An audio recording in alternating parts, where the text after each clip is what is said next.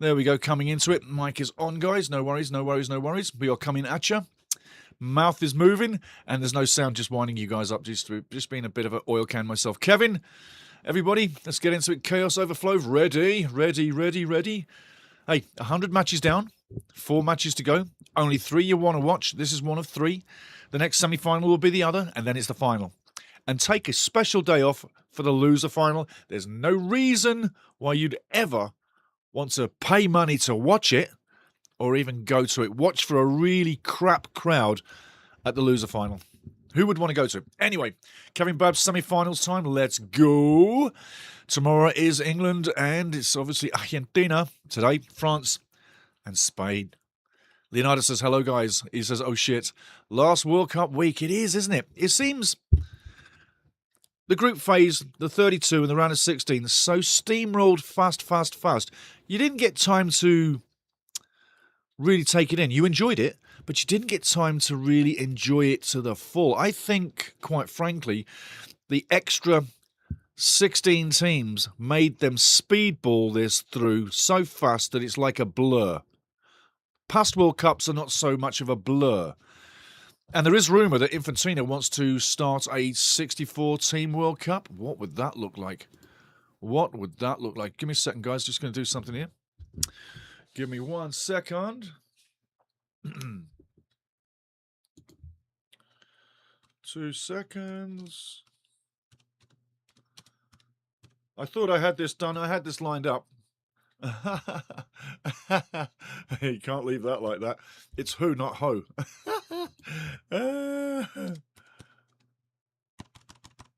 Make this real simple. I'm going to put a question in for you guys.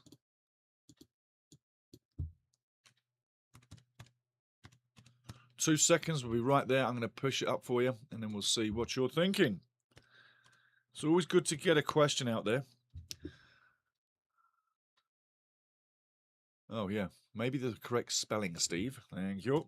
Okay, questions coming up. Starting a poll off now. Jump on the poll, guys. Tell me what you're thinking, and I'll go to it when it's done. Okay, starting lineups. We're going to get there soon. And into the chat. We're going to stay in the chat. This is chat day all day long. I want to enjoy this match with you. Literally. And that's where we're at. Chat day. Match day. There's only 2 semi-finals to go. There's really nothing to talk about apart from these 4 teams. This match, how long we're going to go. And basically, Steve says hello to you. Thank you, Kev. Mike, absolutely. So getting back into it, last week of the World Cup. Yes, Leo, it's the last week. And like I say, it's come so fast. It seems that, wow, it's just gone ahead of us so quickly. And in no time at all, we will be watching club football very soon. On this weekend, Wrexham taking on Manchester United on the 18th. I might well be doing a watch-along for that. Keep it posted. Keep it here. This is where, moving out of the World Cup, I'm going to do a lot of freehanding and a lot of cherry-picking for games that people would want to get behind. Okay? So the Wrexham season's coming, but don't forget, Champions League, UEFA, friendly matches, all sorts of different matches, and EPL, Premier League, is on the programme too. Moving forward, we will be doing some Premier League matches when we don't have to look after our love of our life, our Wrexham, okay? So, Kevin Babs, yep, it's the final week. Leonardo Baraviera, then 4 years of waiting. Absolutely. I'm going to wait 2 minutes before I do the F-bomb. 2 minutes in, then I can do one. Stevie Mike, I got you. Only 3 games left. Yes, I've got bold with my prediction. 3-0 France. Hey, there you go. There you go. Like I say, I'm looking at the poll so far right now, and I tell you, it's overwhelmingly... So far, you guys are jumping all over this. So overwhelmingly, it is 67% to France at the moment. 67% of the Ultimate Soccer family say France is going to win. Okay, France is going to win. Let's do that. I tell you what, I'm not going to take you offline. I'm just going to run you the... starting lineups. I'm not going to go offline with you. Time is now 7 minutes before kickoff. I'm going to bring up the TV channels, make sure they're not doing anything bad. What the hell is that? TSN fucking around again. You know, TSN, you're the biggest pain in the ass ever. I'll be so glad when the World Cup is over because of the television coverage. France are doing their national anthem right now.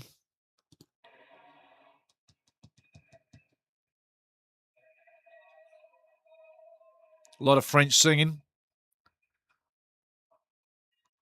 Basically can say that I really expect France to win this one. I really do. I really do. I can't see it going any other way. You know what? I don't like that picture. Get out of here. TSN, you are such a shower of shit. Unbelievable.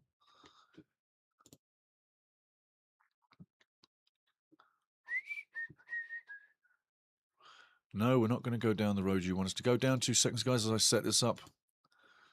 They're being heads of merd again. We will get there. Says he. 3, 2, 1. Bang. In we go. That's where I want to be, not on a white page. Who wants to watch a white screen?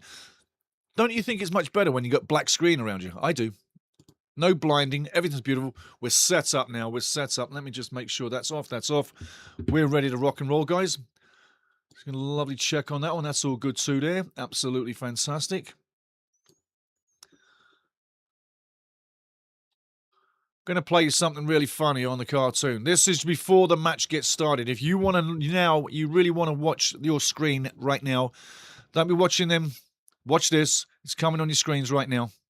And you should find this kind of interesting, considering I've been talking about soap, collecting it, and going back to your place.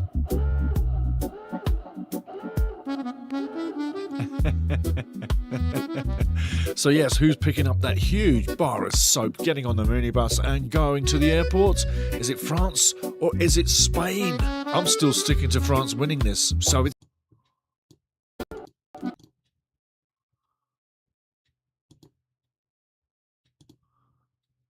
Interesting. I thought that was all done up. Just a second. Soap, where are your soap?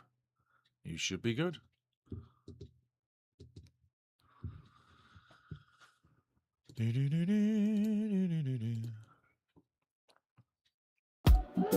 There we go.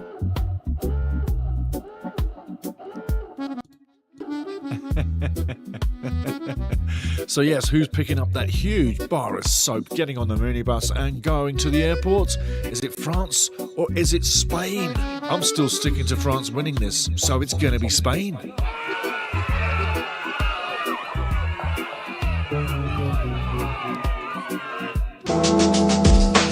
And as you would...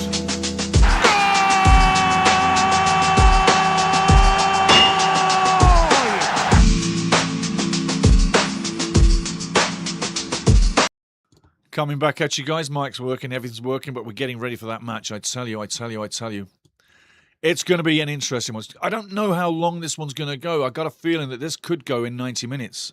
I really got a feeling. However, I will say this much. I feel Spain will be the slower of the two operatives on the field and probably might want to take it to extra time. So let's keep it there, see where we go. La France, les Bleus. I'm wearing an Olympique Lyonnais shirt for today. Mon ami, my friend. And there's people walking strange there. Even Barton got the referee's match for today. And it's a bit of a strange refereeing crew. I can tell you that for nothing. I really can. I can tell you that for nothing. Bit of a strange crew today. I'll go through it for you. Got it here on my board all ready for you.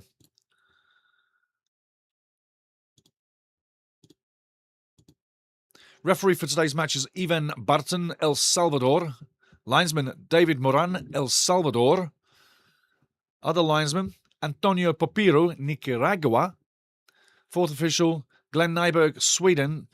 And reserve assistant coming in from Sweden as well. VAR Thomas Kwiatowski, Poland. Dennis Higler, Netherlands. And Guillermo Pacheco, Mexico.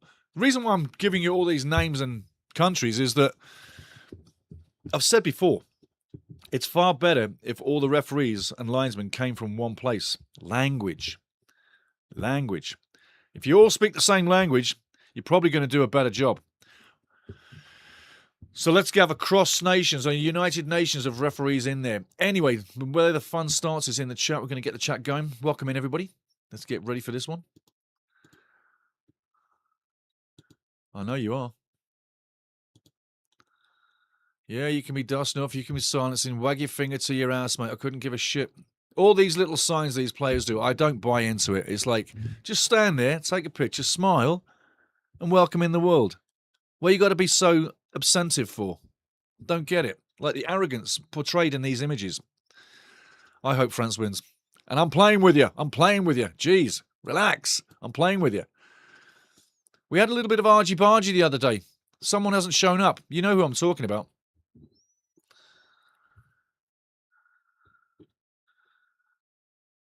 But only 3 games left. Yeah, chaos overflows. Yesterday, I dreamt France and Argentina won. And the weird part is, when I was telling my friend about it, the light bulb above me blew. Is it an omen? Chaos overflow.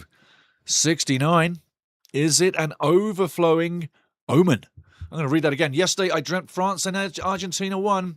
And the weird part is, when I was telling my friend about it, the light bulb blew above me. Put money on it. If there was ever a sign to put your house on it, go and put some money on that. But please, bet responsibly. But yeah, get in there. Kevin Babs. If that's not a sign, I don't know what is. Ha ha ha. Get some money on that. Even Kevin's telling you, get some money on that. We're going to move our little screen away from this. Just a second. There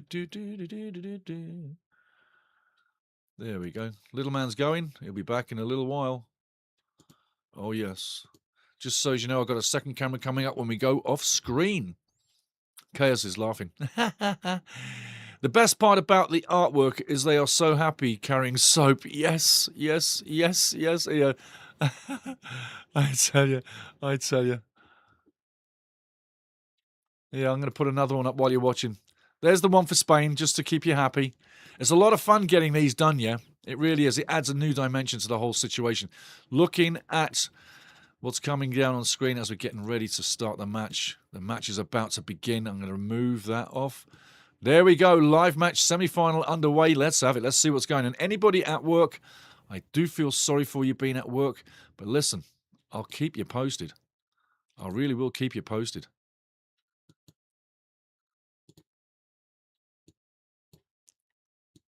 Thank you very much, Mr. Chat. Best part about the artwork is they are so happy carrying soap.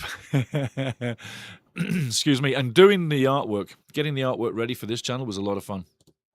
Anyway, let's enjoy 90 minutes of tough football. We want tough football. We want a big game.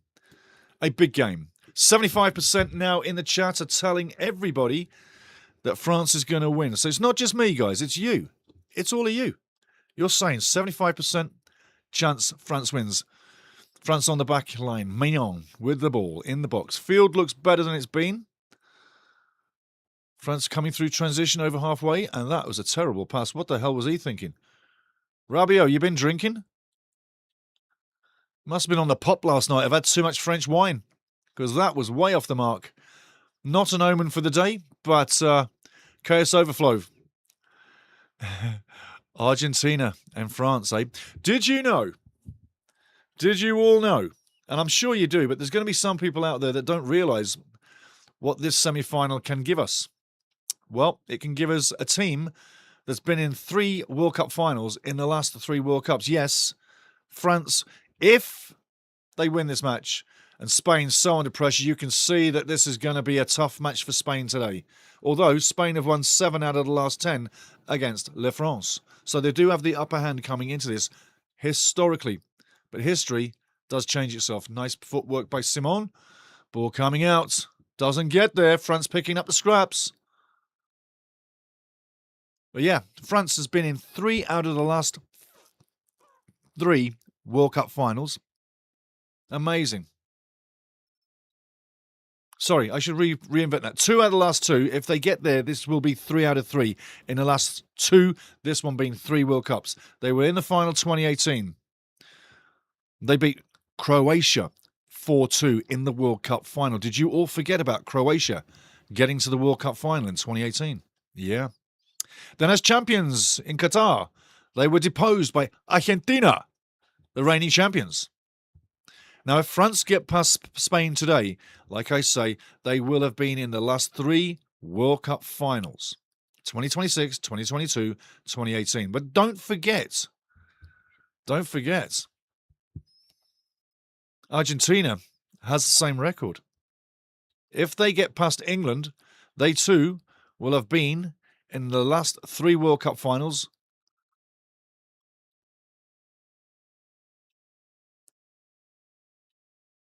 winning one.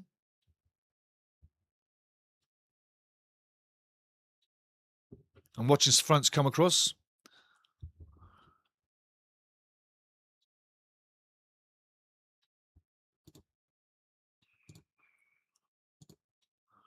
In 2022 in Qatar, like I say, France takes out Croatia in 2022. In 2018, in 2022, Argentina takes out France.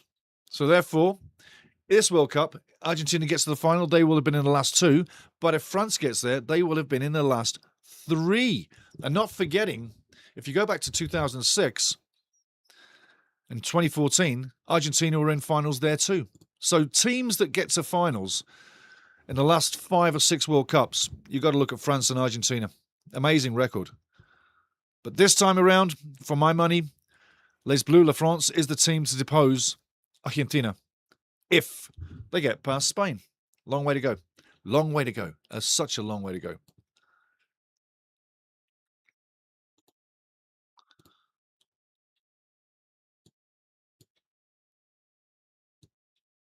Just lining stuff up here, guys. Like I say, if you're at work today, we're going to keep you imposed. 4 minutes 30 gone. France showing well in the first 4 minutes. Olmi passing it back, Romero around the back, and Spain keeping it on the back line. On halfway, lots of possession. Not so much tiki-taka as they used to be. More of an offensive, counter-attacking team. What's the difference? It's easier to see on the eye. Tiki-taka drives me crazy. Drives me crazy.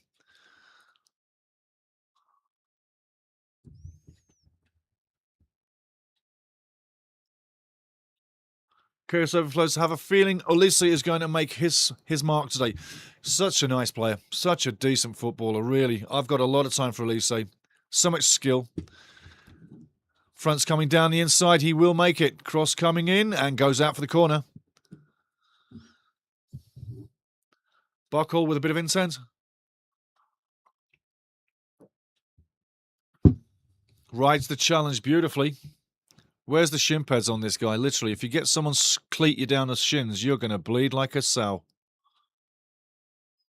Where are the shin pads? I personally think shin pads, just saying this for jokes and snicks, I certainly say that someone's just voted for Spain there. The numbers are going down. It's now 71% from 75% saying France will win. Ball in.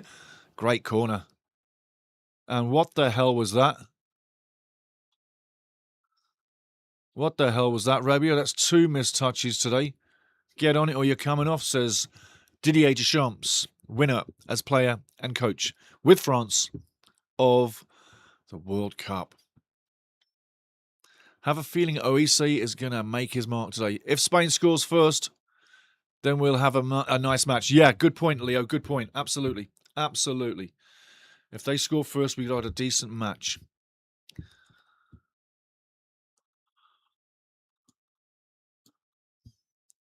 Coming up on your screens right now for a minute, you will see time zones on your screen for everybody around the globe watching that match right now. There's your time zones, just to keep you interested, give you something else to look at. Time zones around the world. Yes, New York, it's 4 o'clock. New Jersey, Columbia 20, it's 4 o'clock. London, 9 o'clock at night. Getting the beers on, you're in the boozer. Paris, it's 10 o'clock. Madrid, it's 10 o'clock. Same times. Isn't it funny? England, La France and Spain, all in the same little pocket of Europe. A hotbed for football right now, eh? World soccer's hotbed of soccer teams, football teams. England, France and Spain, yes. Down there in Brisbane, 6 o'clock in the morning for Max and the guys. Tokyo for Jingdong is at 5 a.m. Beijing is 4 a.m. New Delhi. Moscow, 11 o'clock at night for the Muscovites in Russia. Olise now gets the ball at his feet, pushes it through, doesn't make it. Sloppy passing. Needs to be awake. Olise, that's not your best moment. Keep it simple, stupid. Make sure the ball gets there. So there you go. Some more stuff to look at. We'll show you that again later. There's your time zones coming through from today's match. La France taking on España. Referees tight on the decision there, really not taking any shit. Olmi's down. Rabiot walks away. Take another look. Take another look. If that's not a red card, according to the cheat league, the EPL, I don't know what is. That is the epitome of the modern day red card. So what are they going to do about it? Absolutely nothing. It's becoming a little bit of a joke. When you consider some of the red cards that have been given, well, cover my mouth. Oh, shucks. Cover my mouth. Yellow card? Absolutely. But I tell you what, he's lucky it's not red. Rabiot has had a shit start to this match, big time, in midfield for France. He needs to pick his ass up. He needs to pull his finger out. Really, he does. Lynn Pitts. Lynn, how you doing? How you doing, fella? Think Spain takes anyone away from how Paraguay played France? Yeah, good point. Very good point. Very good point, Lynn. Very good point. Definitely. 71% still saying France wins in the chat. In the poll, get in the poll. Have your say. Tell me what you're thinking.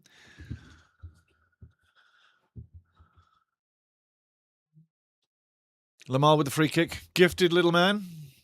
Hasn't really impressed me too much this World Cup. He's got to do it.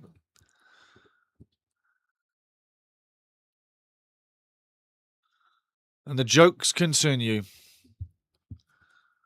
Not even prepared for a match before the game. Look at this joker. Not even prepared for the match. What a joker. And you say to me why I critique these referees from smaller countries. How long have you been at the match? You've been at the match 4 hours before the match comes in. The referees and linesman officials, 4 hours.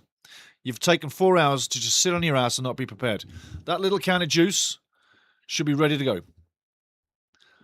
Ball down the line. Well played. Lovely cross and headed out Spain, putting the pressure on, looking to break it. And straight out for the throw-in.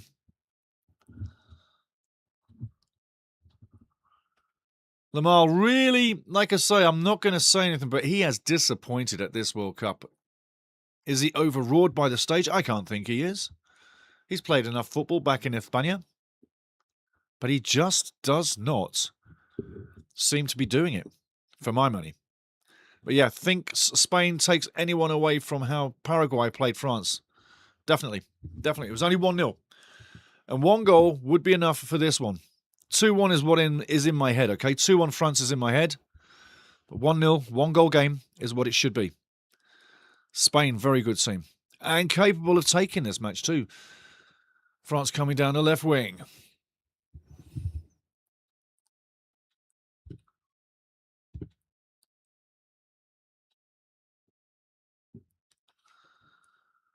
Now stretching down the right side. Plenty of play. Keeping the ball. Doesn't individually want to make a mistake back there. Could be deadly. Could be deadly. I see lots of empty seats. Do you see lots of empty seats? I see lots of empty seats. Lots of empty seats. Ball down the line. That's a free kick. That's a free kick. It's amazing what we're not giving free kicks for, but when I tell you now, Laporte needs smashing. Laporte needs absolutely smashing. Hi, Leo. Infantino. Hello, Infantino. Take that, buddy. Get off the screen. Hi, Infantino. But at Laporte at the back, I'm telling you now, Didier Deschamps, when he gets the goal up, needs to get someone on Laporte and literally batter him. Batter him. Use the body and smash him every chance you get. Lovely take by Maignan. Going long, down the middle. Elise, terrible pass. Putting themselves under pressure. France putting themselves under pressure. That's the best way. Get it wide. Stop panicking. Stop panicking. Foot on the ball for 5 seconds. Calm it down. Panic-stricken France there. Of their own making. Leonardo Barbiera. I think Spain has the tools to do it, Lynn. We're back up to 75% from 71% in Ultimate Soccer's poll. Who's going to win the match? La France or España? That's going way out of touch, way out of touch. Not even the fastest gazelle in Africa could get to that ball. Smarten up, Mbappe. What are you thinking? Smarten up, lad. You might be somebody one day. Coming back, more and more empty seats as the tournament goes on. There's thousands of tickets unsold for the final. And they're trying to sell them at $7,360 odd a piece. $15,000 for a ticket to the stadium in New Jersey for the final. Thousands. I hope they don't sell them, but there's a lot of empty seats. That's a nosebleed for FIFA. And why all the yellow jacket security? It baffles me. There's no hooligans in this crowd.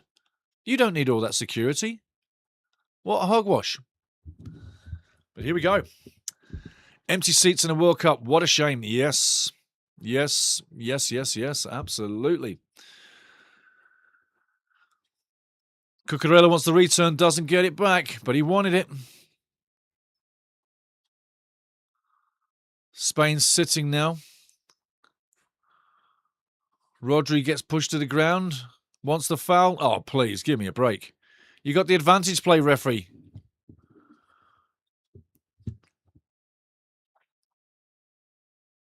Advantage play, referee. Ever heard about that? I don't think so.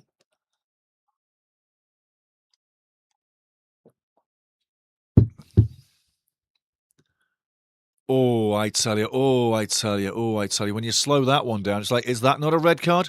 What are they waiting for? VAR. They seem to bring out the most craziest dystopian reds, but straight away, you could have had 2 red cards. If cleats on the shin guard or down the back of the ankle and treading on the player's metatarsals on the front of the boot, if that's not a red card as is designed by the cheat league, the EPL, I don't know what is. It's making a mockery of the English Premier League and their decision-making is what it's doing, and I'm loving it. Ball over the top. Oh, what a fantastic play. Chip him! Come on, chip him, lad. Keep going, son. You got the talent. Unlucky. Ball to the left. Perfect play. Go wide. Perfect play. Shot coming in. Goes out for the corner. Could have been 1-0 with a chip. Nosebleed seat from tomorrow is $2,800. $2,800. Do you know, $2,800, 1,400 quid. You could buy yourself a decent little used car for that. You can buy yourself a nice vacation for a week in Mexico at a really nice resort for that. You really could.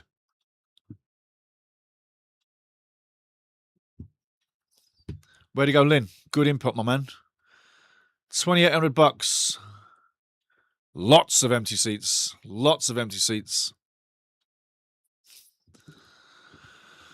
Rah Reynolds, hey, how are you doing, fella? How are you doing? You getting ready for the 18th? I hope you are. Hi, everyone. Stevie, what does FFM mean on the French emblem? I will tell you that. French Football Fédération. Fédération de Football de France.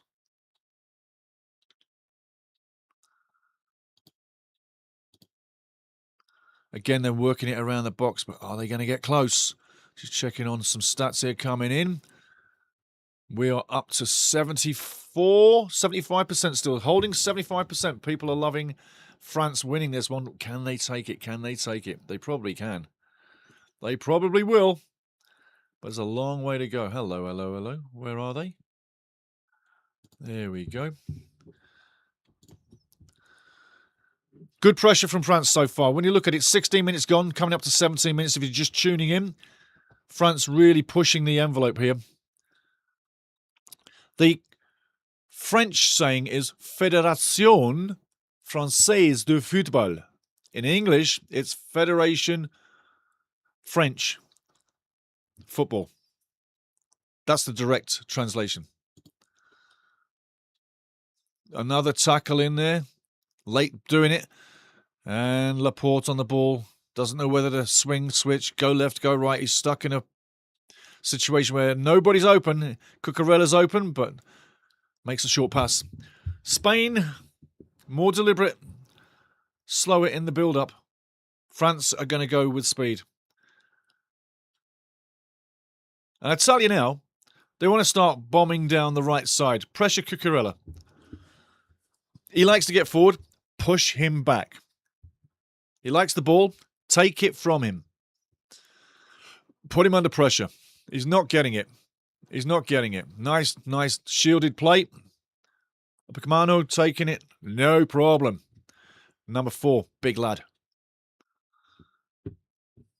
Dayot. Dayot, number 4. Didier Deschamps. I am looking at a hell of a lot of empty seats, guys. I think you can see it too. Empty seats, lots of empty seats. I think it's a wonderful turnout. It shows people that they've had enough. They can't afford it all the time. I dare say everybody in the stadium who's paid a lot of money to be there is having a great time. But the great times have always been had at World Cups. Never at these extortionate rates. Then you say to yourself, well, if there's people in the stadium, surely they can afford it. Well, can they? I know a lot of people and a lot of stories where people have lost money on these tickets. Lost money.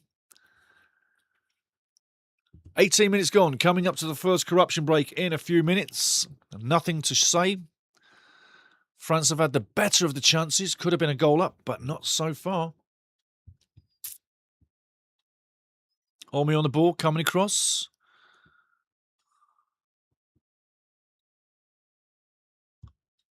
Cucurella down the line, loads of space, whips the cross in, going far, but no one's there.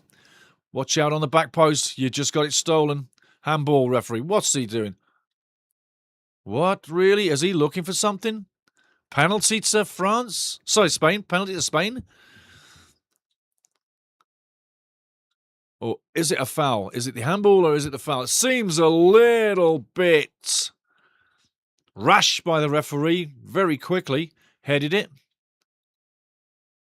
Yep, you got to call that. You got to call that. You got to call that. Dean not looking at the man coming in. Misses the ball. You got to call that. France blunder. Dean, 20 minutes. Leonardo, you are getting your wish. The game will open up. Look at Dean. Not your best play, my friend. Open your eyes. Remember I told you about Declan Rice the other day and a few other players in the match. Ball watching. Not watching who's around. Simple tactic. Have a quick look around as the ball's coming over. See who's around you. You know the flight of the ball. Adjust yourself. Don't give away a penalty. Crazy play by Dean. Lucas Dean. Will this be the one goal that changes France's destiny? France.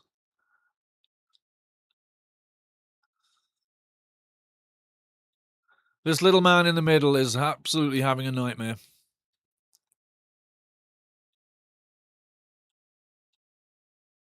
France is protesting here.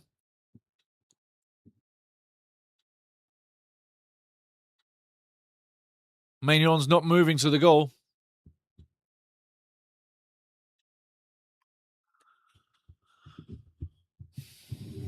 But Leonardo, this definitely will make the match much better. It was decent, but hey, we're getting a goal. Penalty, but in French, haha.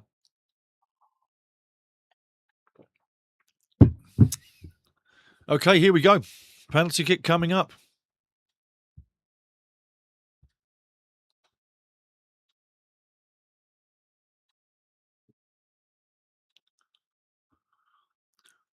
Oyarzabal with the ball. Watch for the encroaching players. He runs, he stops, he keeps running, and it's in there again. Proper penalty, a proper penalty. Oyarzabal comes through, keeps running, puts the ball in the net. That's what we like to see. 1-0 Spain. Dean feeling the heat. Spain on board. Limp hits. Penalty. Now, can Spain hold that lead? Can they hold the lead? Now you've given France the incentive to come back and get 2 goals and take it to the final. Other than the penalty, I didn't see how Spain were ever going to get a goal here today. They haven't shown anything in 20 minutes. But great penalty. Keeper guesses right, but it's out of reach. Beautiful penalty. That's a beautiful penalty. Keeper nearly gets there. Magnon guesses the right way. They got a goal up. There's something by me. It's just me. When we score a goal, I don't go crazy all the time. But in this case, you probably could. And catch that hat. Oh, little French kid crying already. Long way to go. Dad, take care of your kid. Tell him it's not over.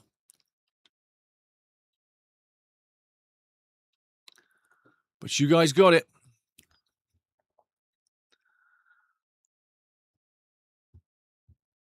Spain must be feeling good about themselves. That will give them the confidence now to ride these battles in defence, as they're going to have to. You're going to expect a lot of pressure coming back on them.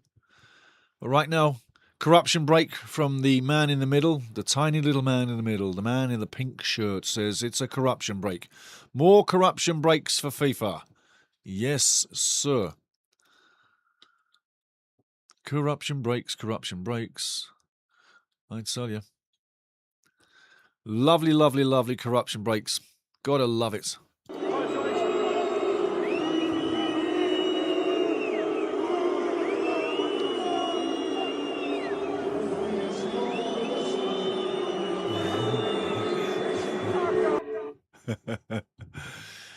It's raining pennies for Gianni because he's broke. Gianni needs the money. Gianni, the corrupt one.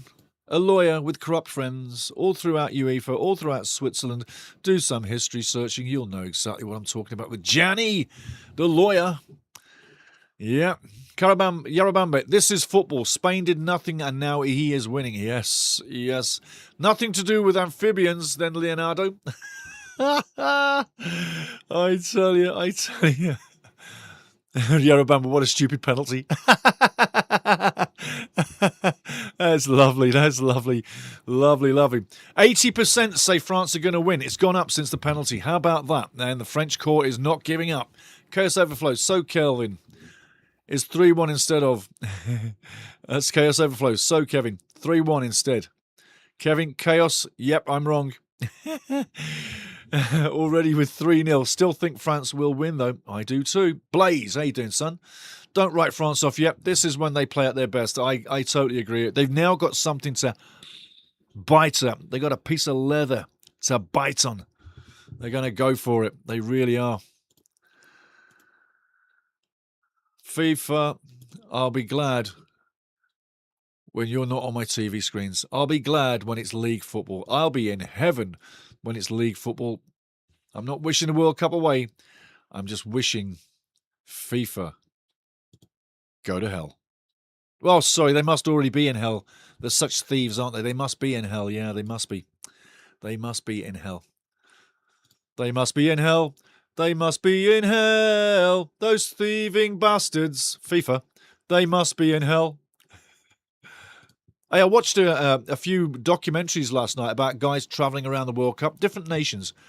Get on YouTube and find out fans travelling the 2026 World Cup. It's absolutely hilarious.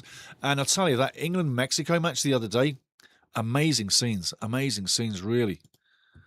And the Mexican fans were so cool in a good way. France now dominating again on the edge of the box. It's rampant. If you're joining us in, it's 26 minutes coming up to 27. 1-0 to España, ball down the line. It won't make it. Spain have every man behind the ball. They're scared. They're scared shitless. They've just scored. It's not good for them. And we got loads of empty seats. My life, my smiles. I've got big smiles on my face. There's so many empty seats. It's a nosebleed for Gianni, FIFA, and the Corruptibles. Free kick and a foul. Get your card out, man. That was heavy on Mbappe. Get your card out. That was a real stinger. And he didn't look like Dean. Why doesn't he get the card? Two-way policing in Britain. Two-way policing on the football field. Look how Mbappe goes down. Lands on his shoulder. Pretty hilarious, actually, the way he's landing. He's landing like a bag of shit tied up in the middle, but so funny, right? Unbelievable how he goes down. Unceremonious for such a superstar to fall on his arse like that. Landing on his shoulder, head to the ground. Oh, hello, we got a guy down. More problems for France. More problems for France, I tell you. This is not good for France in the opening moments. Saliba down on the ground. Already got a warm-up. This is where Didier Deschamps will show you what a real coach does from the sideline. Canada fans, listen up. Jesse Marsch, not a great coach. And we got him for 4 years. Why? What has he done? He didn't qualify for a World Cup. He took over a team that was there automatically. He has the worst tactics I've ever seen in my life. The reason why we're at the World Cup is because of his tactics. He ran Canada out of gas in 45 minutes.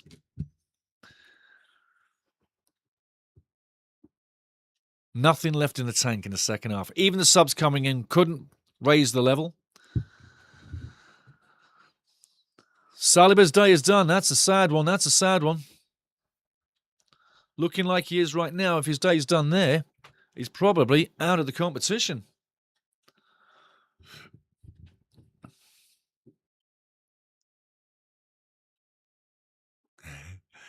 Blaze says, don't write France off yet. This is when they play at their best. He's right. Yarabamba, 50 millions later, the game continues. Yes, yes, yes, yes. Leonardo, no please. And no pejorative terms from me. Nice one, nice one. Lacroix coming in for Saliba. Didier Deschamps has a job to do. French fans looking a little nervous. Well, this is great for French fans to look nervous. You haven't looked nervous all tournament long. Now you're going to have to pull it out. Now you're going to have to go to work. Now it'll make you who you are. It'll wake you up. You'll be much better for it in the morning. At least he keeps it in play, and he gets a throw in. Dilly-dallying France needs to smarten up.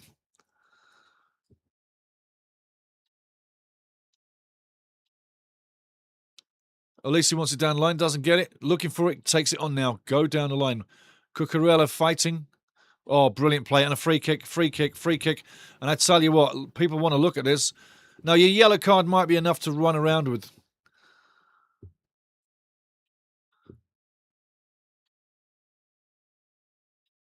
Keep watching, keep watching, keep watching, keep watching. Here it comes. Now. It's amazing to me how the human body can jump up in the air when it gets kicked. I've never really understood how Elise could jump up after getting kicked sideways. Embellishing, perhaps? I think so. Chris Cavlin's in the house. Chris, how you doing, brother? From Australia. Big author. Oh, easy for the keeper all day long, right down his chest. Simon takes that. What a waste of time. Chris Cavlin, the corruption break is in Spain's favour as immediately after a goal is often the most dangerous period. It is. It is. Okay, you're striding forward there, but who are you going to pass off to? Nobody.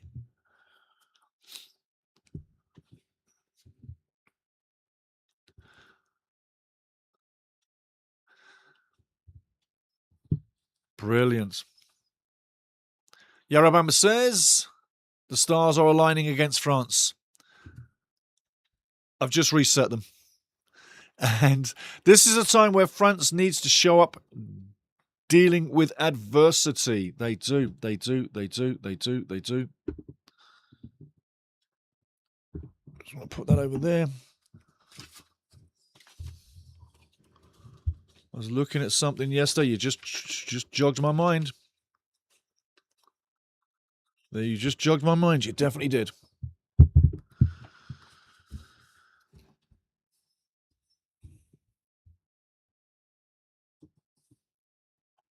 Cucurella all the way back. Rodri on the ball. Very inspirational, Rodri. Omi coming down the left side. Cucurella's onside. Gets the cross in, but it's blocked one more time. Lucky there's no falling over the foot there for the second penalty of the match. Elise might want to watch his feet. Cucurella with the throw in. Quickly, no time. Ball in play straight away. Coming back down the line. Rodri again steadying the ship into Laporte. Laporte. Decent defender. But like I say, someone needs to jump on him. And Olmo has literally fired a ball. I think that's going into... yeah, that's on its way to Mars. That's on its way to Mars. I haven't got a clue who the hell we're looking at there, so get off the screen, dickass. Chris Carving, the corruption breaks in Spain. Favourite as immediately after the goal. A goal is scored, the most dangerous period. Leonardo. And now we'll have an amazing counter-attack from Spain. Yes. Ball through again, blocked one more time. France needs to open up some more width. More width and go with speed. Go with speed, more width. Spain has problems.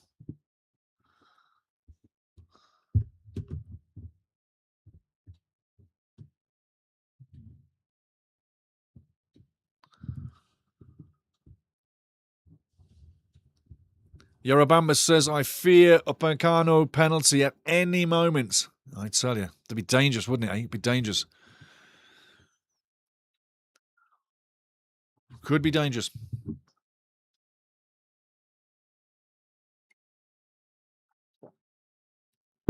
Offside call was the correct decision, as you all saw on your screens. What goes through Deschamps' minds?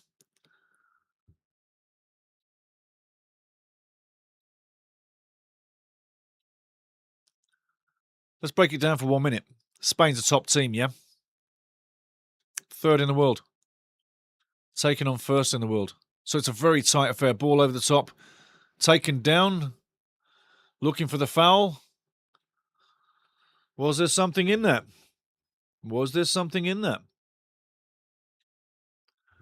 Buena thinks there was. You see Alex B. Buena. Buena is buenos. 35 minutes gone. 80% now saying France is going to win this match in the poll. It's up to 80%, still 1 goal behind. That must tell everybody how everybody is feeling about the French nation right now. This is a time where France needs to show up dealing with adversity. From adversity comes success. Very famous saying from Sir Winston Churchill. France coming down the left side, cutting in. Has the chance to lay it off, takes the shot, and it's way over the bar. Bacola, being a little selfish, but had opportunities to bring people into the play, didn't do so. Watch again. People spreading off. Dembele wanted it. Lets it go. And you had players left and right at that precise moment, left and right wing, wide open when he takes that shot. The pass would have put France in for a cross across the 6-yard box and possibly the tying goal. Simple plays work effectively. And as they say in business, I know you know the business phrase. The business phrase is keep it simple, stupid. Yes. Sherry Swiss, why did France not get ref to look at the pen again? I know. Interested me as well at the time. Shot coming in. Not a bad effort. Not a bad effort.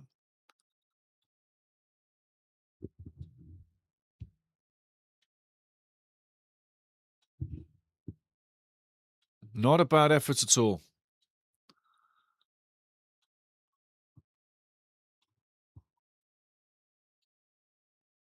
Mignon with the ball. Doesn't want it. Oh, tell you what, that could have been deadly. Spain in the block right now. More players from Spain than France in the overload. Oh, going through. 2-0. Oh, I tell you, that could have been so easily 2-0. France, you need to pick your asses up. Playing yourself into defensive problems all by your own accord. Clear the ball unceremoniously. Hoof it down the field. Kick it out the wing. Put it behind the goal. It doesn't matter. But calm down the ship. Crazy times. But yes, Sherry Swiss, I agree. Why they didn't look at that penalty more, I tell you, can't understand it, but they should have done, yeah? They really should have done. Kevin Babs, what is going through Deschamps' mind? I'm sure he'll have a plan, B, C, D, and E. Ball in. It's in the mixer. It's dangerous. Falls flat. Spain in possession on the edge of the box. Cross coming back in. Does he get the cross in? It's a long cross to the back post going all the way out. Well kept in. Spain keeping the ball. Yamal on the ball. Pass 1, pass 2. They're looking for something. They're looking for something.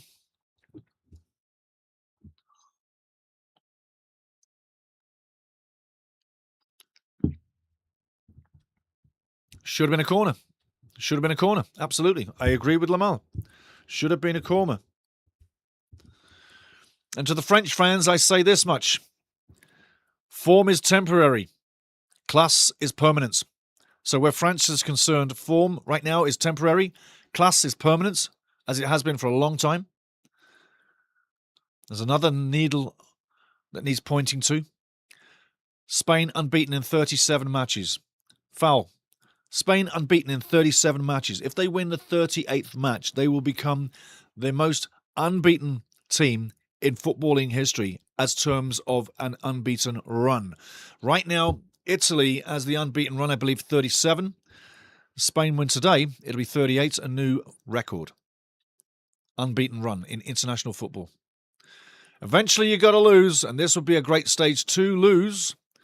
And I'm wearing a Lyonnais shirt. Oh, I tell you, what's going on with this? Offside?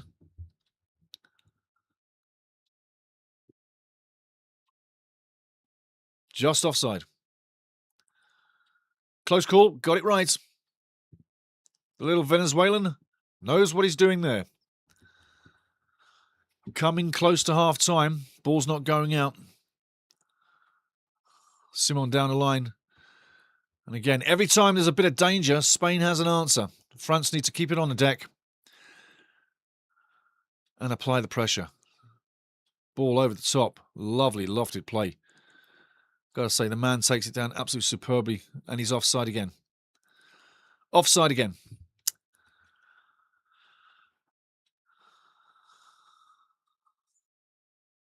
Yarabamba, sorry, but Spain is matching France right now. France shaky. Yeah, they went through a little patch there. Had that ball gone in the net. 2-0. That might be too tough for France to come back from. In one half to get 2 goals against Spain.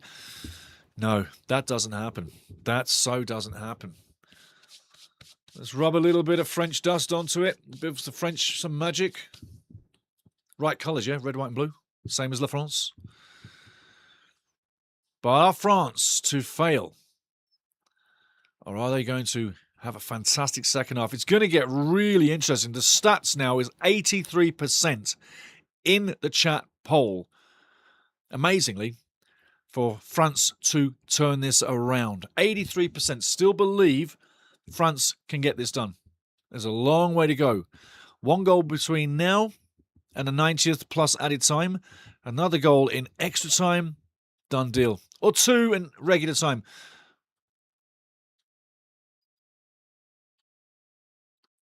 One other thing we're all picking up on is Lucas Digne, French defender, yeah, is definitely coming under pressure, definitely being focused on. De La Fuente, the Spanish coach, in his game plan has definitely angled. He's offside. Offside by a good 3 feet. Going too early. Simon, though, did well. Corner coming up. Simon did well, but you know the real decision there was bring the play back, give the offside to Spain, start again. Spain under pressure now, and that should have been given. He's offside. He's gone early. But great keeping by Unai Simon, or Unai Simon, whichever way you want to do it. Great time for a goal now, La France. Time to put the ball in the back of the net. Great corner. Goes all the way through. Chip back post, that's lovely. Keeper's coming. Oh, a mix-up. I'll tell you what. There's no foul there. Get up.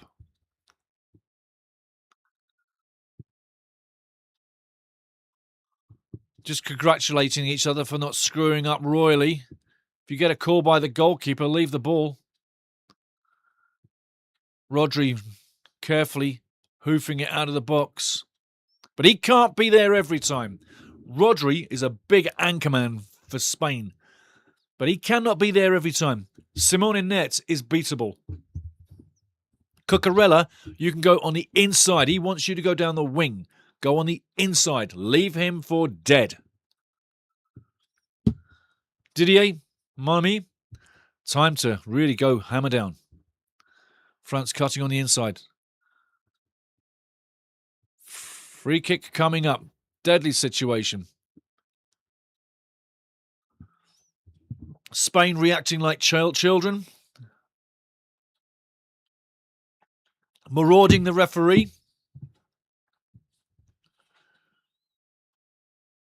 Ganging up on the referee.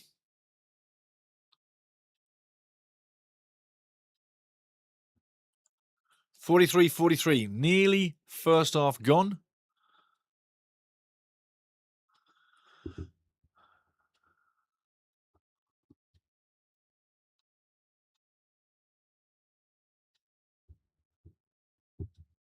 These referees are so lost in space, guys.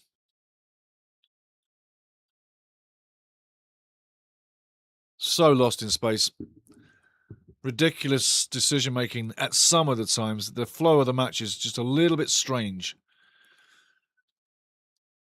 It's not the first time I find myself looking at a situation going, what the hell did he just call? And what are we doing with the ball? And where are we setting this? And what are we doing? So disjointed is the feeling at times from the official. That's why I say every crew should come from the same country and only the same country. Put a team of Frenchmen out there. Put a team of Spaniards out there. Put a team of Germans out there. Irrelevant, but get them all with the same language. VAR and field officials as well. They should all speak the same language, be from the same country, and simplify all the issues.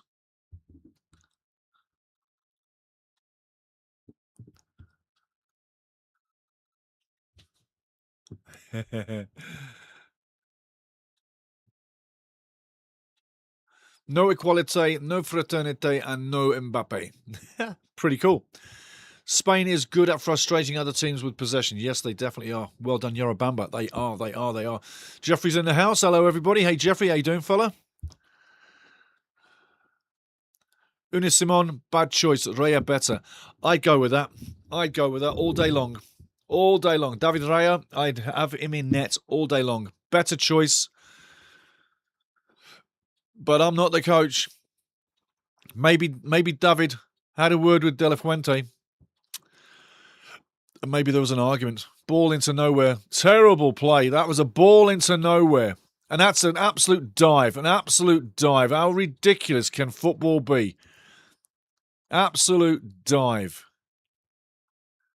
Watch this.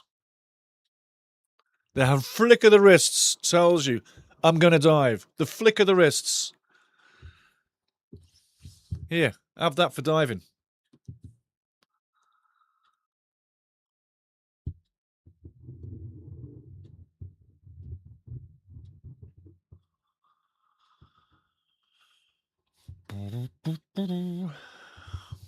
Six minutes in added time. We got 4 minutes 30 to go. For my money, France needs to come down the left side, right side of Spain's defence, hit Cucurella, 2-on-1 system. Elisa needs a partner. Right now where they are. Great cross, I tell you. He won't make it. But that saves the ball going out. Close duels. Edge of the box. Tapping off Dembele. Gets it back. Nowhere to go. Excellent foot skill. Down the line. Seems like he's a mile offside. And it will be called down. Offside. The amount of times France has been offside in this match is absolutely criminal. They need to smarten the hell up. Yarabamba, France playing below its level. They are.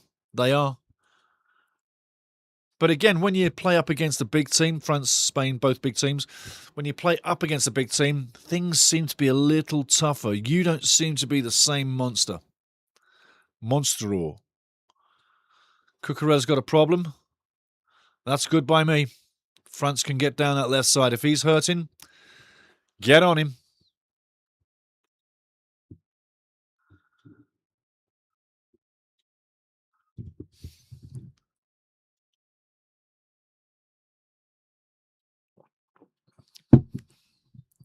Great energy by Lamar there, going past the defender, heading it back into his feet. Just can't make the connection, but great effort.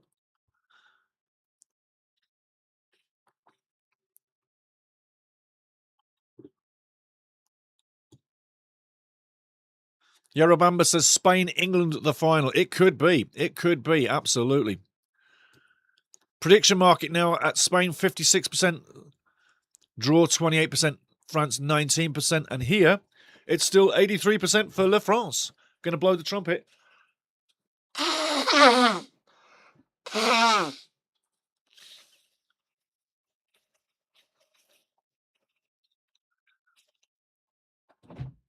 What's my name? Euro Cup 2024. Yes, exactly.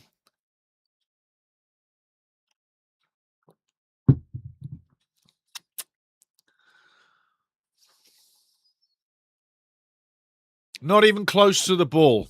Not even close to the ball. Get serious. That's another delay tactic by Spain. It all works at the end of the day. It all slows you down. The referee can't keep up. Look at him. He's looking through players. He can't see that foul. Simon goes long.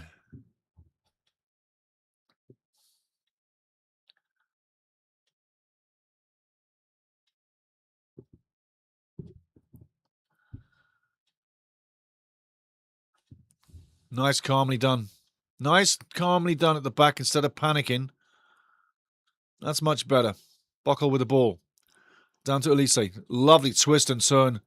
Left his man for dead. Beautiful skill. Beautiful skill. French ball. Give him the card. He's walking away with the ball. That's time wasting. Give him the card. He's walked away with the ball. Get the card out, dumbass.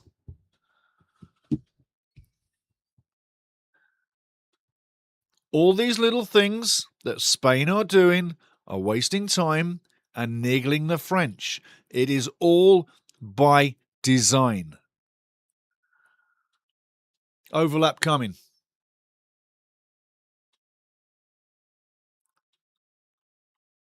Going out for the throw-in. Seconds to do in the first half. Someone throw this ref a lifeline. He is drowning out there. He is. He is drowning out there. Totally drowning. He's not up to the standard of this football. Not for a second. And for anybody to think he is, I need you to think again. He's literally a mascot. Going down the line. Gets the corner.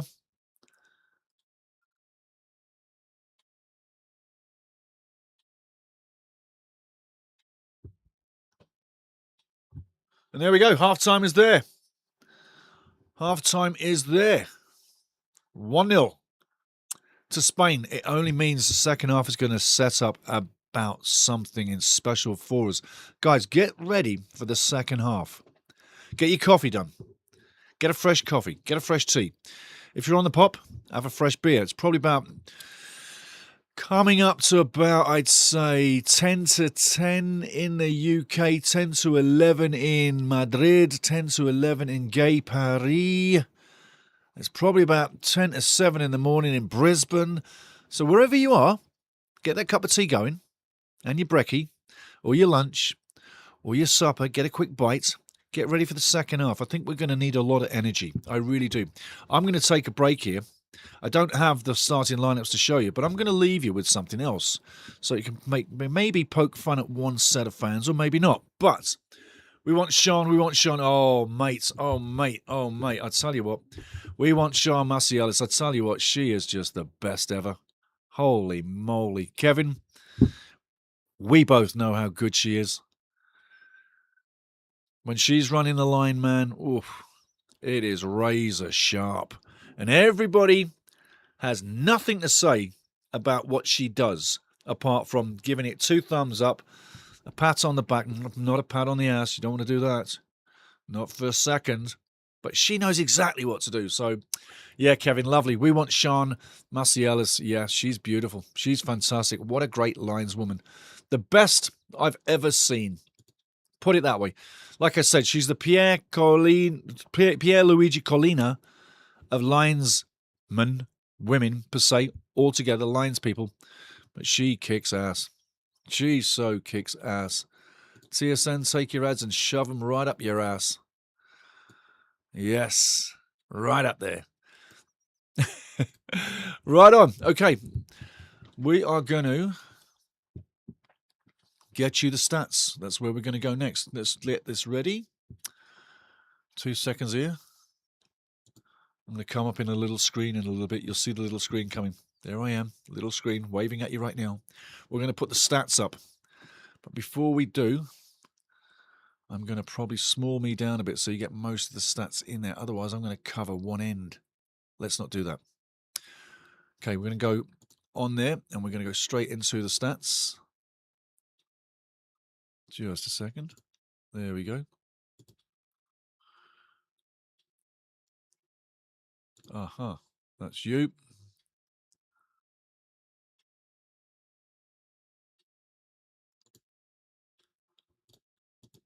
There we go. And let's go over to the stats, which we've got up here. Bring them down. Bring you the stats in, guys. You'll have the stats to look at. Once we refresh it, the computers, gotta love them, eh? Gotta love them. There's the stats so far on your board. Just a second. Alrighty. Going back in there. We're going to play you some lovely music to keep you happy.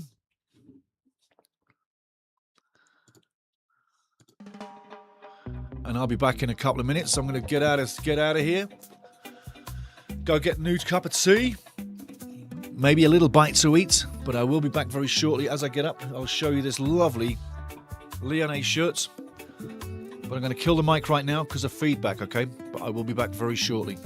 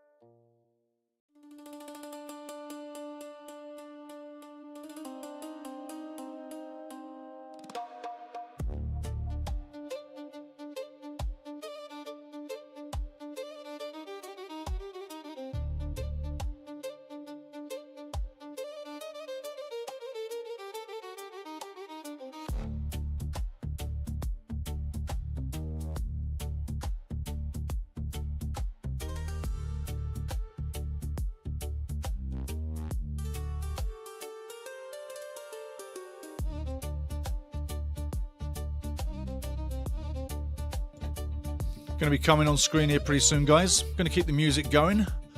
I might change it up a little bit, but it's always good coming back on screen here. 2 seconds.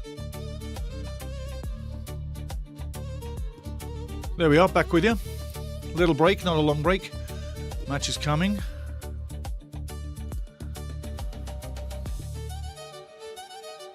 Two seconds. Thank you very much. Keep enjoying that lovely music. Thank you, UTEM Records, Zoltan.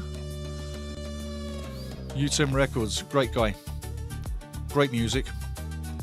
And I'm hoping you're enjoying it, because I so am.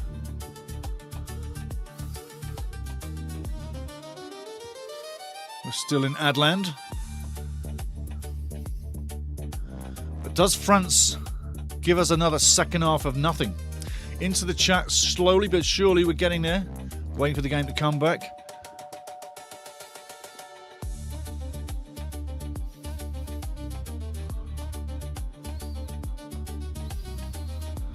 A little bit of love for France coming up.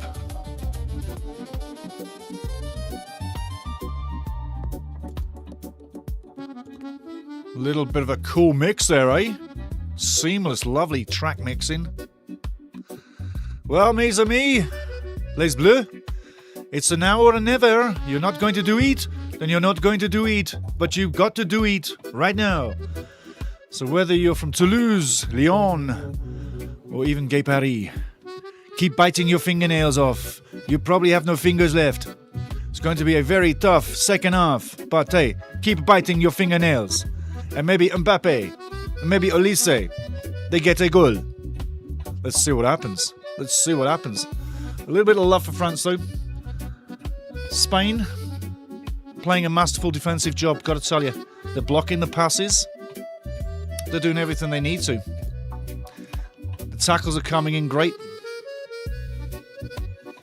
They can take great heart and confidence out of that first 45. Coming in the second half, it's going to be interesting. It's be a case of form is temporary, class is permanent, and France is going to have to come out and show some, but class is permanent. Spain unbeaten in 37 matches, setting a record here if they remain unbeaten. There's a lot on the line, not just a World Cup final. That's the cherry on the cake, I guess. Joking, obviously.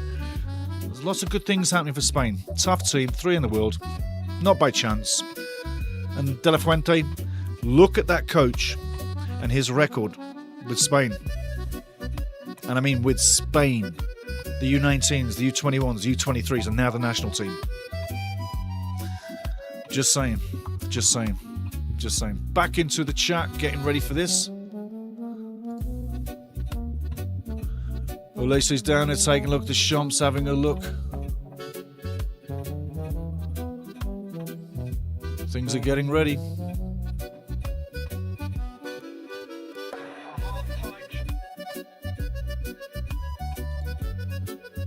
I'm going to have to get rid of that.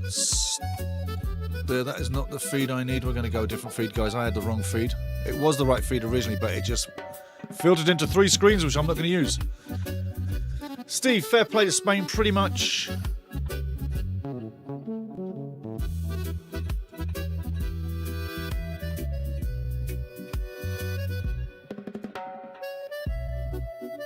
Alright, sorry, I don't know what they're doing. Going to get rid of the music here soon, but wishing France all the best here in the second half as we go to it. Allez, la bleu. Let's get it on. It's time to get it done. No time like now. Dean with the ball, the man who gives the penalty away. Bet he doesn't feel too good. I bet he doesn't feel too good at all. Going to give this a quick refresh. Get the stats going up.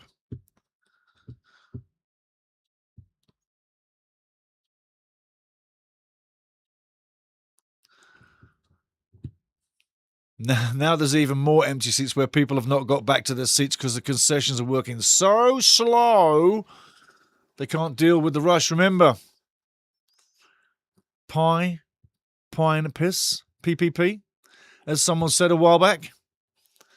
Rabiot's gone, and I tell you what, that's not a surprise to me. He wasn't getting it done. He was not getting it done. And a liability. He was becoming a liability in midfield. So Didier Deschamps knows what he's looking at. Great coach. He's made the changes. Dean's having a bit of a nightmare tonight. This morning. This afternoon, wherever you may be. And French passing is great, but they're putting themselves under pressure where they don't need to be. What needs to happen simply for France is a few individuals need to go running with the ball, just like now, go running with the ball and pass it off to someone who's open. You can't keep playing the same generic plays. It's not going to work for you. You're making life hard. You may get that goal doing it, but you'll get more joy in the match, more possession, more flow if you have guys get on the ball, be courageous, be brave for 45 minutes and start running through the lines with the ball. Literally go past one guy through that line. So here's the line, 3 guys. Here's the guy with the ball. You literally run through the line. Leave these 3 guys in midfield for dead. It needs to be more... I know it's a team game, okay? I do get that. But sometimes you need individual operators to be selfish with the ball and make plays that otherwise normal players can't make. That's why they're super players. Elise needs to get the ball and run diagonally across the field. Don't go down the line. Go close to Cucurella, come across from Cucurella, drag him inside. Centre-back's going to come to you. 2 guys are closing in on you. Keep going east. And it's going to be space on the left side for someone to walk through with a nice little pass. That kind of action is what France needs to do right now. And that there, going down when there's no boot to the head. I mean, listen, they need to start red carding people for faking injury. Because that's what they're doing. They're faking injury. But again, it's now or never.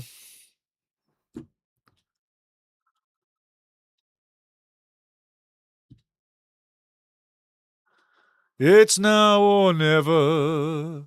Come on, La France. Just one beauty goal. You'll get to dance. Dance to the final and win it all. Just one little goal will do it all. Real battle through midfield. But yeah, 1 goal will change this game on its head. Olmo now with the ball. And man gone down wasn't a foul. There's a coming together. That's a coming together. It's a coming together. You really can't blame that. It's a bit of a freak coming together. Nothing in it. It's not a foul. Well, when you look at it the second time, hold on a minute. He's actually, hello. That's deliberate. That's not by accident. From this angle, absolutely looks like it's worthy of having a word with.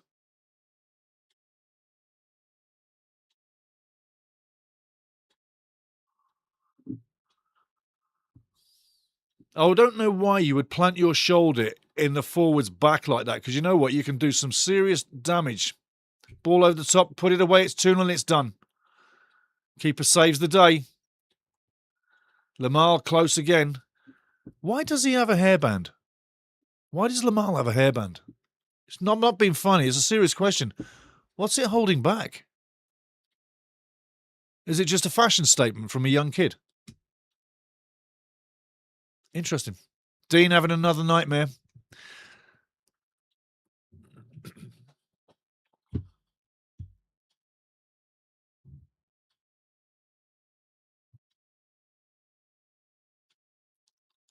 $50-50 right now on the clock.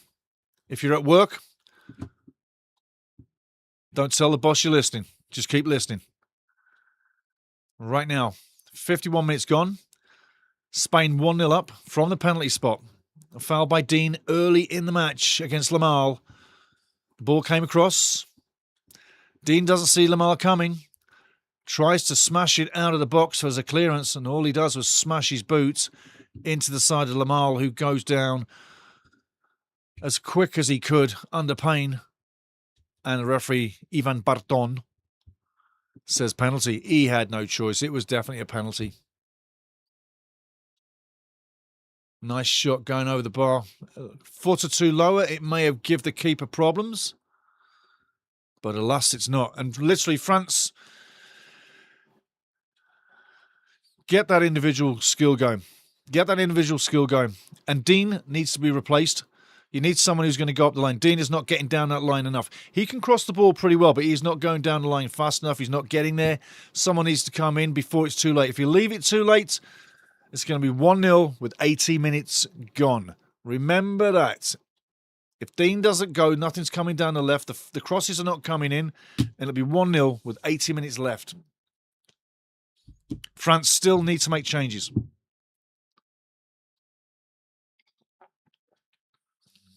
Piping hot cup of tea. Oh, chap, let me tell you. France now down the middle. Can't get there. And that's the nature of the game today. Can't get there. Lamal using great pace, turning, burning, leaving two guys. Can't really call a foul there. Side by side. There's another panic ball. There's another panic ball by France. What the hell is he doing? What the hell is he doing? Upacano. Smarten the hell up. If you're nervous now, I wouldn't know why. There's 52 minutes gone. Didier Deschamps needs to settle his troops and calm them down. They need 5 minutes, pure possession, and they need to start getting physical. I've said this a few times about Spain. You got to lay the boots to them. I'm not saying be dirty. I'm just saying they like to hit you. You got to hit them. And I don't mean putting your shoulder in the guy's back. I don't mean that at all. I mean in the challenge right now. Have a go. Dean right now should be where this guy is. Barkle on the ball. That's where Dean should be for the cross. Dean's not even making the attempts to do the overlap.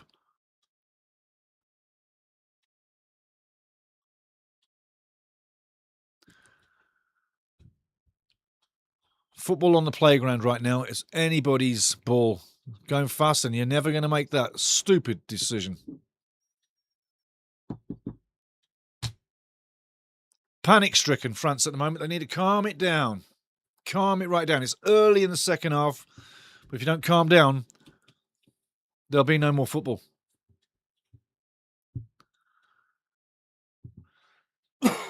Excuse me.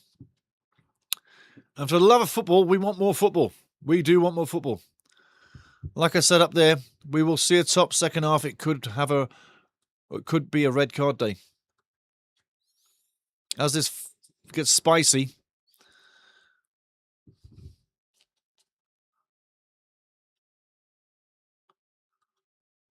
but it's poised very evenly. It really is.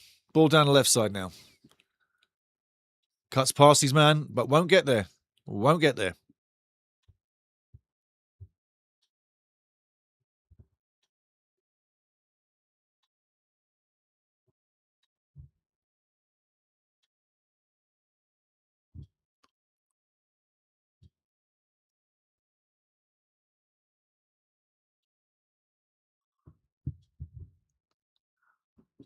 Do you know what? This is reading my mind, but I was just about to say Desiree Doué needs to come into this match.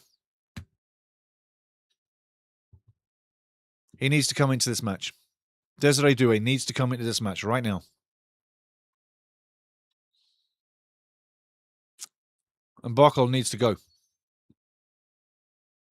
He's been passive-aggressive on the left side here, number 12, but hasn't done it for me. He needs to go. There needs to be more muscle, more play, more of someone who wants to get it done today on that front line. Nice play again. There's your link man, Rodri, in every little move. There you go, picking up the ball, keeping the machine moving down the left side with fire. Cucurella wants it but doesn't get it. But non-stop running from Cucurella, even so. But he doesn't get it. And he won't get mad, and he'll keep running. But here you go. Here comes Desiree Doué. I was thinking about this seconds ago. He needs to come in. And there you go. I picked the right guy coming out straight away. Bang. There you go. He has not done it. Desiree Doué, you've got 40 minutes. Brilliant call. Brilliant call by Deschamps. Brilliant call by Deschamps. Didier's really trying to figure out how to unlock the door. And De La Fuente, now standing up off the bench, is thinking what he next changes. So the chess continues between the coaches, but I'd say that improves France's stock on the day.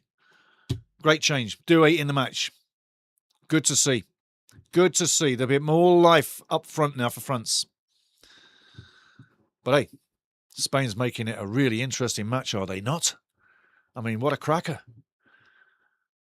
Don't think that just French fans are biting their nails off. The Spanish fans will have no nails left as well. But I hope everybody out there is having an absolute cracking time with this match, because this is poised beautifully.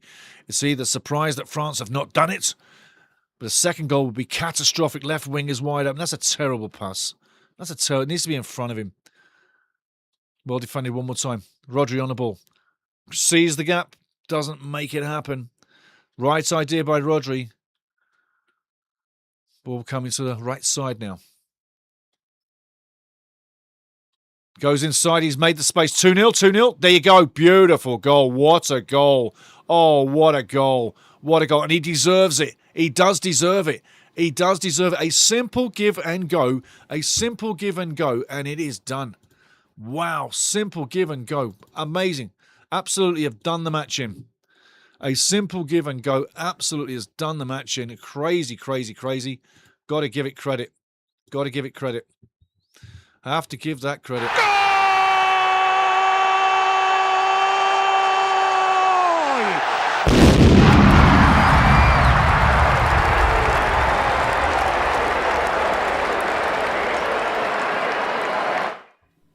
I tell you, France are in trouble now. In trouble now. Oh my life. Are they in trouble now? They are in bloody trouble now. If they're not going to wake up now, they never will. And if it continues, it might get worse. Guys, it was a simple give and go. Your line was beaten easy. Ball in the middle. You didn't follow the runner. Here goes the runner. Watch the runner. That's the crime. Nobody following the watch or watching the runner. Everybody's ball watching. Watch the French defenders. They're all watching the ball. No one's watching the man coming in behind. Mignon can do nothing about this, but I tell you what, Olmo with the give and go return pass, fantastic under pressure. And then the shot going in, nice and low. Mignon can do nothing about it, but nobody followed Pedro Porro. Nobody watched him. They all ball watched the move. I told you a few times in matches, there's sometimes where you see everybody watching a beautiful ball go down the wing for a split second. It's like everybody gets a brain fart for a second. That just happened there. You watched the beautiful play and did nothing about it. 2-0 down. France, you better start waking up. You've got a half an hour plus. And I did say, if Spain gets a second one seconds before it's done, I tell you what, it looks done at 1-0. France need to wake up and get in the match.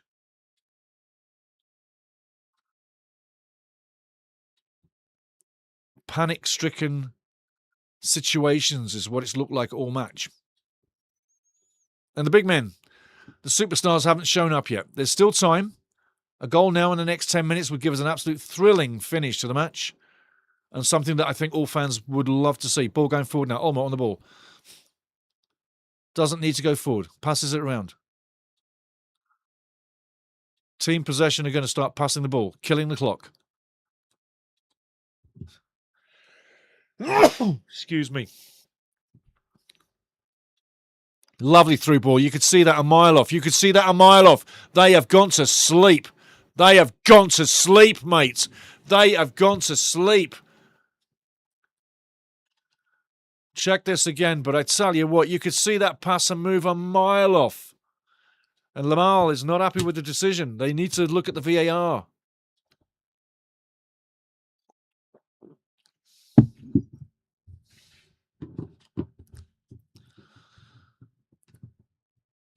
Lamal showing what he can do, but I tell you what, France literally falling asleep at the back. At the worst possible time.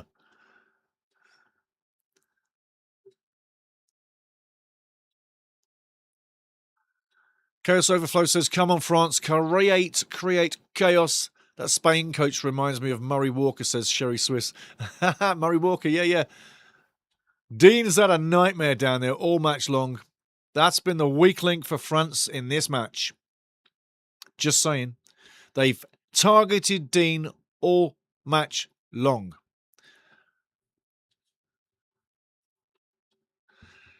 This is what Kevin Babb said at half-time. I'm sure Deschamps will make changes for the second half. Won't be surprised if Dean comes off at half-time.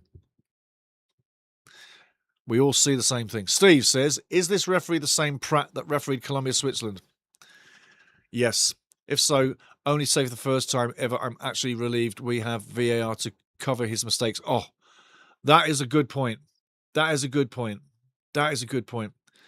Yeah, definitely. And, if I'm going to do EPL matches, I'm going to have to sort of like get used to the VAR, aren't I? But when I'm watching Wrexham, it's heaven, baby. I tell you, it's heaven. No VAR, no VAR, no VAR, no VAR, no VAR. Hear how nice that sounds? No VAR, no VAR, no VAR, no VAR, no VAR. Beautiful. That's when you watch Wrexham or the Championship. Any team in the Championship, League One, League Two, no VAR. It's beautiful. It's like watching football 30 years ago, It's like going back in time. It really is. Oh, lovely play. Now, going down the line, still can't get there. France just can't get anything for love or money tonight. Spain have played a fantastic defensive game in springing into attacks, used the ball cleverly, and really just business. Just business. They've just been business. They haven't been spectacular. They've just been slick past business. Into feet. You can see the overlap again coming up. Look at it. They're sleeping. Absolute. Dean is, I tell you, I've said it before, I'm going to stop, but Dean is having an absolute blinder. Not a good one. He's getting exposed. Like most teams haven't exposed him. So Spain got something, and they've eaten Dean alive tonight. They've been dining on Dean. Here he is on the ball. Confidence absolutely gone. He passes the ball off and he's walking. Why is he not running down the wing supporting the attack when you need an extra man? No, he's walking. France now down to 62% chance of winning. I'll tell you what, it's gone down from 80%. You could see that happening. But French fans not giving up. They're still sticking with Les Bleus. A goal now. Does it. Elise, short corner. Dembele into the middle. Beautiful play. Dean now. It comes up another corner.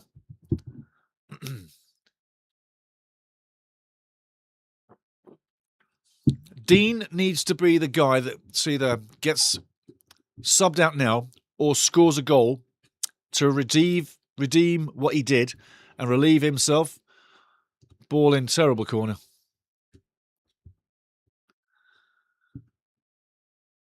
France literally look punch drunk at the moment.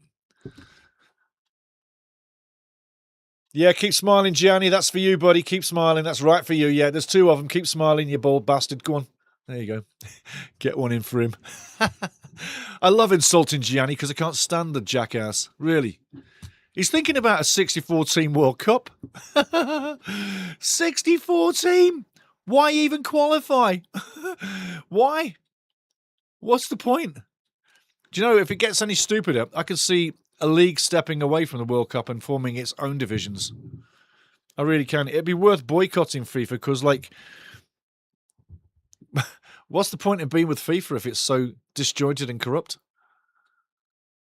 And overturns red cards when presidents make a phone call. Look at France at the moment at the back. Honestly, guys, tell yourself. Is this the France you've seen in the World Cup so far? It looks like the second team, and they haven't played with each other for maybe a good few weeks. Too many people have walked to this defeat, and Spain have not stopped running. Look at the difference in the teams. France are trying to get a goal here. France is supposed to be urging to get a goal. So all your blue players should be getting up there fast. They're just arriving. The second row are just arriving right now. Your midfielders are just getting there now.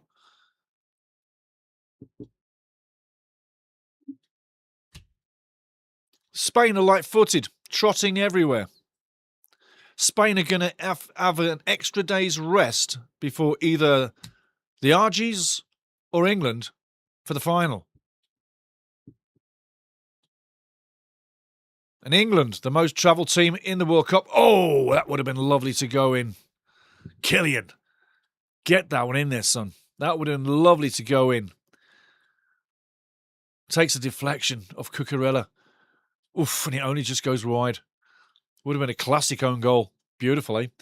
Elise on the wing. Crosses inside. Dean takes a touch. Back to Elise.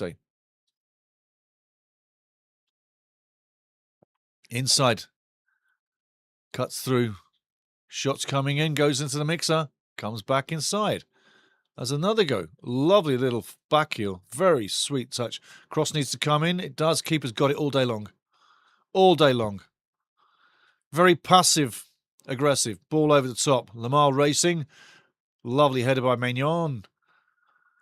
Elisa coming down the line. French pressure. Lovely ball. Sweeping to the right side of the field.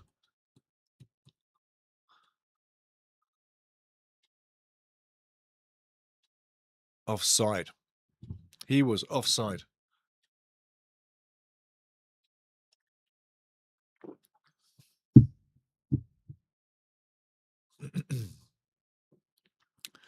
Doesn't look offside to me, for love or money.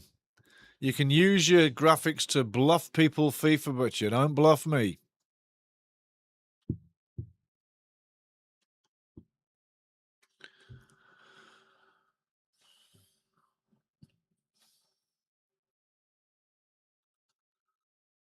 Can you imagine what is going to happen in Paris in about,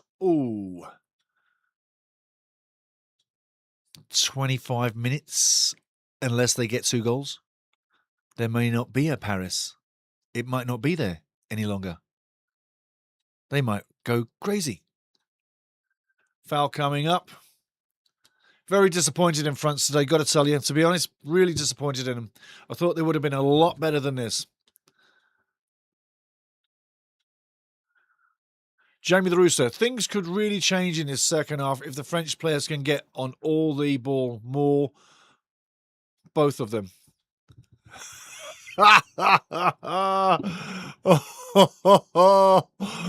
Oh, that's a really good one. Yeah, you've got to be intelligent to understand that. You have to be. Hydration break. Yeah, more money for Gianni. Yeah. I tell you, that's a good one. That is a good one. That is a good one. That is a good one. I tell you, very good. Very good. ING, I tell you. Very good indeed. Very good indeed.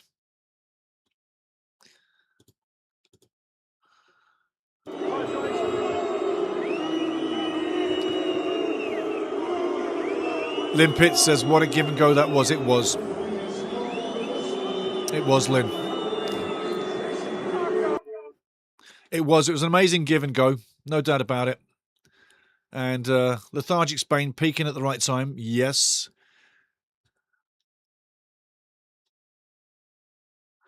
Also, if there is a team that kills time, that is Spain, says Yarabamba. Kevin, that's got to be a disallowed goal. Wouldn't you think? Yes. Yeah, it's getting to the time now. Gianni, no more money. Go eat some grass. Right, before we get lost in space, we're going to get rid of this and go back to the start again. Seems to be the other way. You always come back late after these commercial breaks. It's not right, you know. It's not right. Lethargic Spain. Yes, lethargic Spain. I'd say it's been interesting. But in a coma, France. If Spain's lethargic, then France is in a coma. Literally in a coma. They have done nothing. Really, nothing at all. I mean, nothing. Where's the urgency? Where's the fight? Where's the fear of going home tonight? Really? Where's the urgency? Where's the fight? Where's the fear of going home tonight? You just don't see it. These guys look so disconnected from the real situation. There's no fear on their faces. The urgency's got to be there from the first moment, no? Just saying. You can't just turn it on and off because it don't work like that. France, you got literally 20 minutes to get it done. It can be done. And Elise hasn't been great. But I say he was on the wrong side of the field. I think he should have been on the right side, not the left. Dean's out now. He should have been out at half-time. So Cherky and Hernandez coming in. Cherky can be inspirational in and around the box. He might find something. But this reminds me of 2022, per se, with France. In the final, they just didn't have no juice. It was as if they'd run themselves into the ground in the tournament with all the matches. And that Spain today, Argentina on the day back then, Argentina were just that fitter. So hence, eating steaks is a damn good thing for footballers. Not wrong with eating steaks and playing football. And swig some beers in there too. Not a crate, just a couple of beers to wash down that nice juicy fat. Nothing wrong with that. Argentina like steaks. Them steaks turn into World Cup trophies. I wonder if it's going to happen again. It's just an inkling. It's just an inkling I've had. Great turn down the left side now. France. Still trying to break the door down. Haven't had that finesse play, but still trying to break the door down. Lamar sweetly turns with the ball. Kicks off another couple of seconds. Spain losing possession. France panic-stricken in the moment. Passing the ball out of play. Jamie the Rooster. High IQ, gents, the pair of us. There you go. There you go. Absolutely, son. Absolutely. Blames Dean. Yes. Oyarzabal coming off.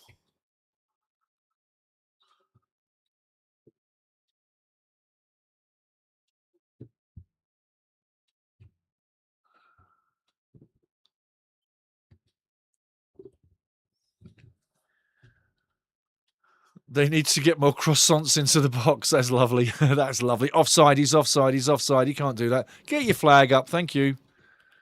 Thank you. And he's pointing down. For the kids who are listening, don't let the kids listen. He's pointing his flag down because it's this side of the field.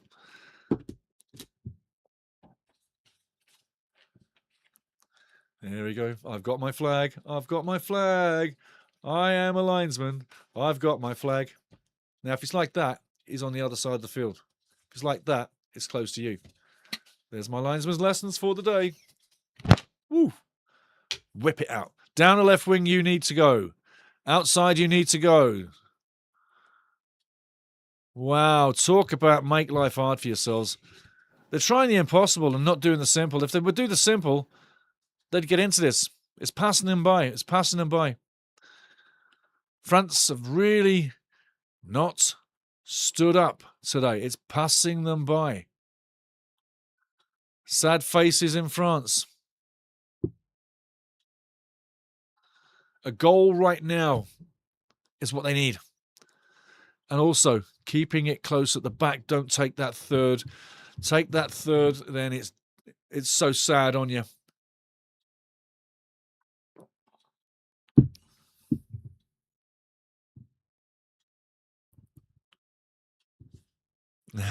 Jamie the Rooster says, I'm a kid. Sir Keir banned me from social media, but I got a VPN and bad parents, so it's all good. Brilliant. You've got great parents then. Awesome, son. Mbappe's doing it. He's down. Lamal doing the dirty. Mbappe's hurting. Deschamps wants a red. Take another look. Oh, how can you slide and tackle a man like that? This is criminal. That's criminal. Look at it. It's criminal. Both feet get done. Both feet get done. Criminal. They let that go. Limpets, get up, Mbappe. He's up.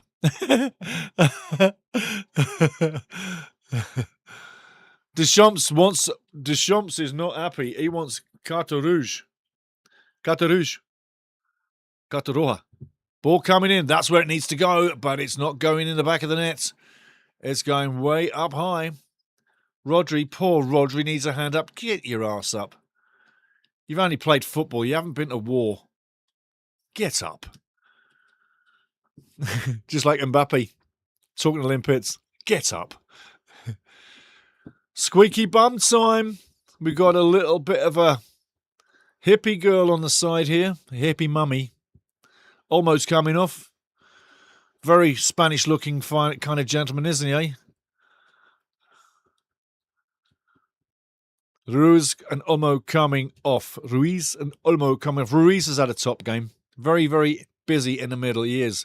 And Pedri and Mourinho, who won the last game with that late goal, coming on. He scored 2 late goals to push Spain through, Mourinho. So he's having a great tournament. When I saw him walking into the building, I said to myself, you're coming in late. You're coming in late. No matter what happens, you're coming in late. And there he is, 13 minutes to go. He might even get on the board. They might want to get a third goal, really to... Oh, loads of space. Go into the space.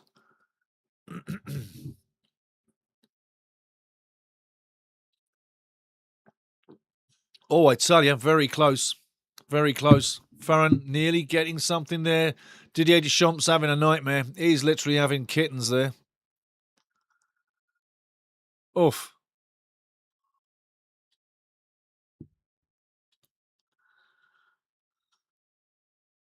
Back and forth the ball goes. Brilliant play from midfield. Cocorello on the ball.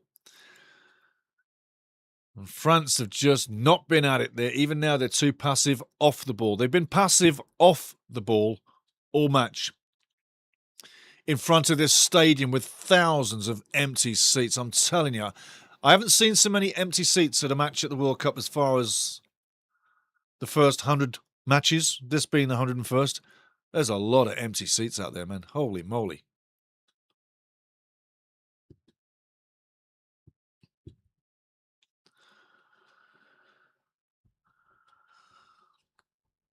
I know a few of you think that this referee's as good as an ashtray on a motorbike.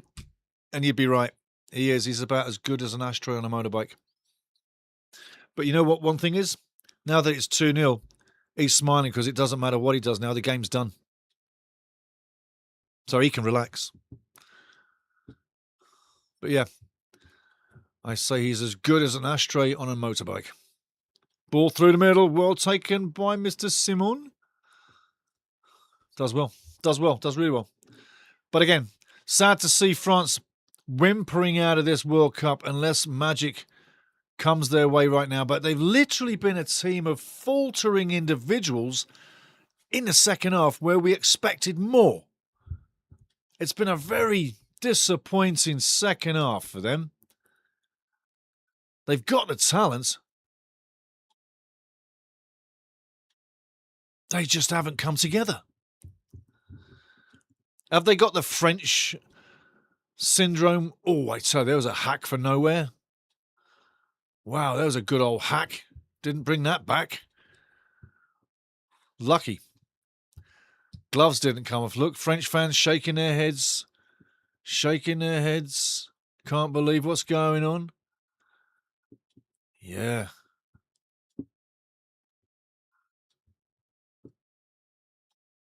Two 2-0 down. 10 minutes to go.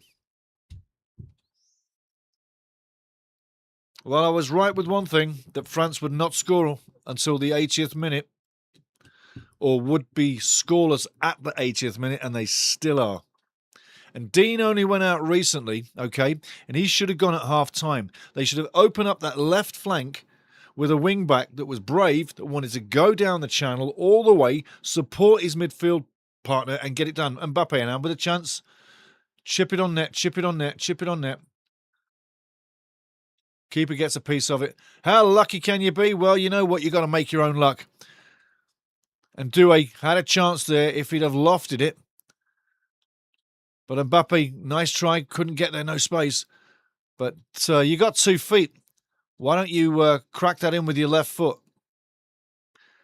You got the timing. People were displaced. The goal was open. But the time you take to get it back on your right foot, because you're a right-footed player, was the time you lost and the time necessary to get that shot on goal. Doué fails miserably. Absolutely, Yarabamba, well seen. Absolutely failed miserably. France still trying. But that ball has got molasses on it. It needs to go through quicker. And it's so slow. Big chance there with the ball in the middle. Ball on the left side one more time. Doué pushes it back. Oh, I tell you what, someone goes into the board. And I think the keeper's making a mockery. If you can roll around like that, you're not hurt. Let me tell you that. If you can roll around like that, you are not hurt. You are making a mockery of pain. Like, get up, you joker. You are making a mockery of pain. You don't roll around like that when you're hurt. He put his face in the kisser. There's nothing wrong with the challenge. The ball was there to go for. Hernandez did nothing wrong whatsoever. Yeah, keep crying. Keep crying, Unai. Keep crying. Get on your feet. Ridiculous. Rolling around like he'd been shot.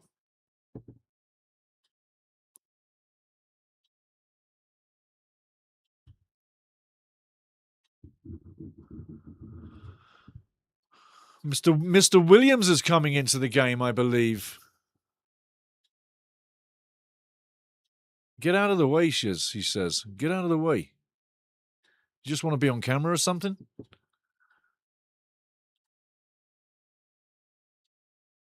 Porro for Buena.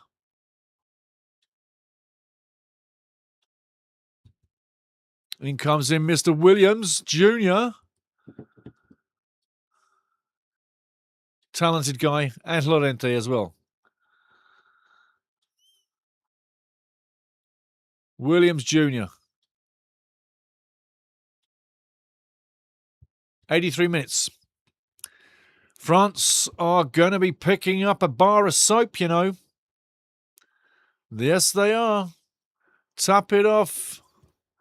They have not shown up. Their horse has not been in the race. So sad because we expected so much from these guys.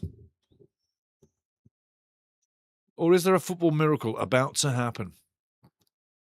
But I tell you, hasn't been the greatest spectacle for France. Spain have done what they normally do. This is a typical game for Spain. Now they've set a footballing record of all time. 38 matches undefeated. Win the World Cup final. It'll be bigger. But do they go to the World Cup final and lose that on a record-breaking match? Is the final the match that kills that 38-match unbeaten run? Just saying. There's another panic ball by France to nobody. You're looking for the goal, yet you've only got 2 guys in the middle, and you've got 7 guys behind the ball right now.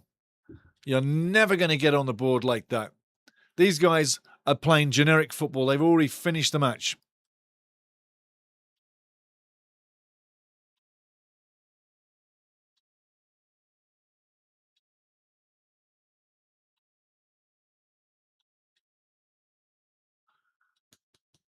Needs to come now. Miracles do happen sometimes, and 2 late goals is not unheard of. And we have had late goals in this competition by the masses. But it's been weak. If I say it, it's been weak up front by France. Very weak. And individual plays as well. Not the best. And again, I'm saying Spain have just gone around business. They've just done what they normally do. They contain you in defence. They contain and lock up the midfield. And they counter-attack. Hello. A little bit of offness on the ball. Unai's gone down again. Is he crying this time? Oh, he just got up. Oh, he just got up.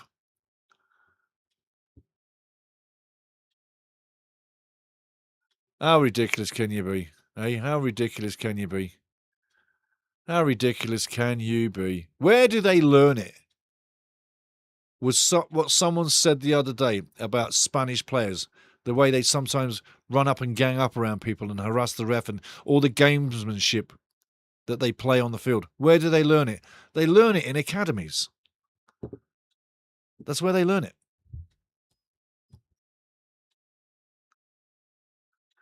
French fans, dismayed. Not happy.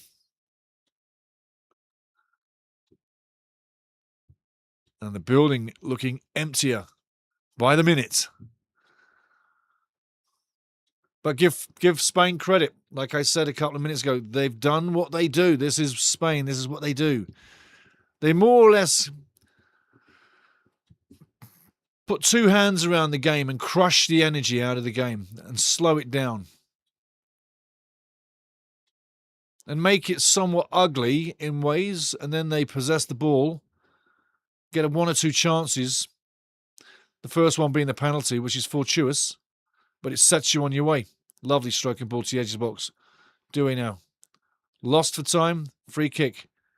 Was he in the box or was he outside the box? And again, it's Lamar that's done the foul around the edge of the box.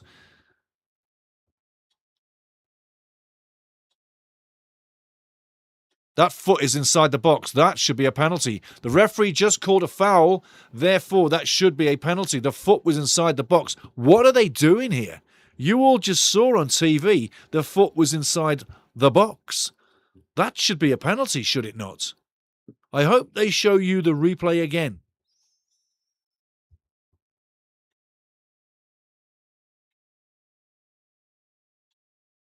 Mbappe needs something magic here. Going to the right, keeper's got it covered unless it's something genius. No. But again, I'm saying that foot was in the box.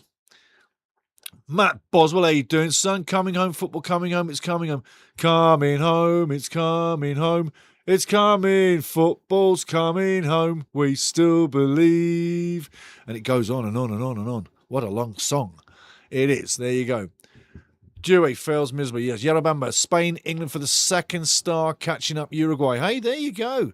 Good way to look at it. Either or. Yeah. 1 star. We've only got 1 star. We've only got 1 star. We've only got 1 star. Now, apparently a rugby challenge in the box is not a foul. How ridiculous is this getting in football?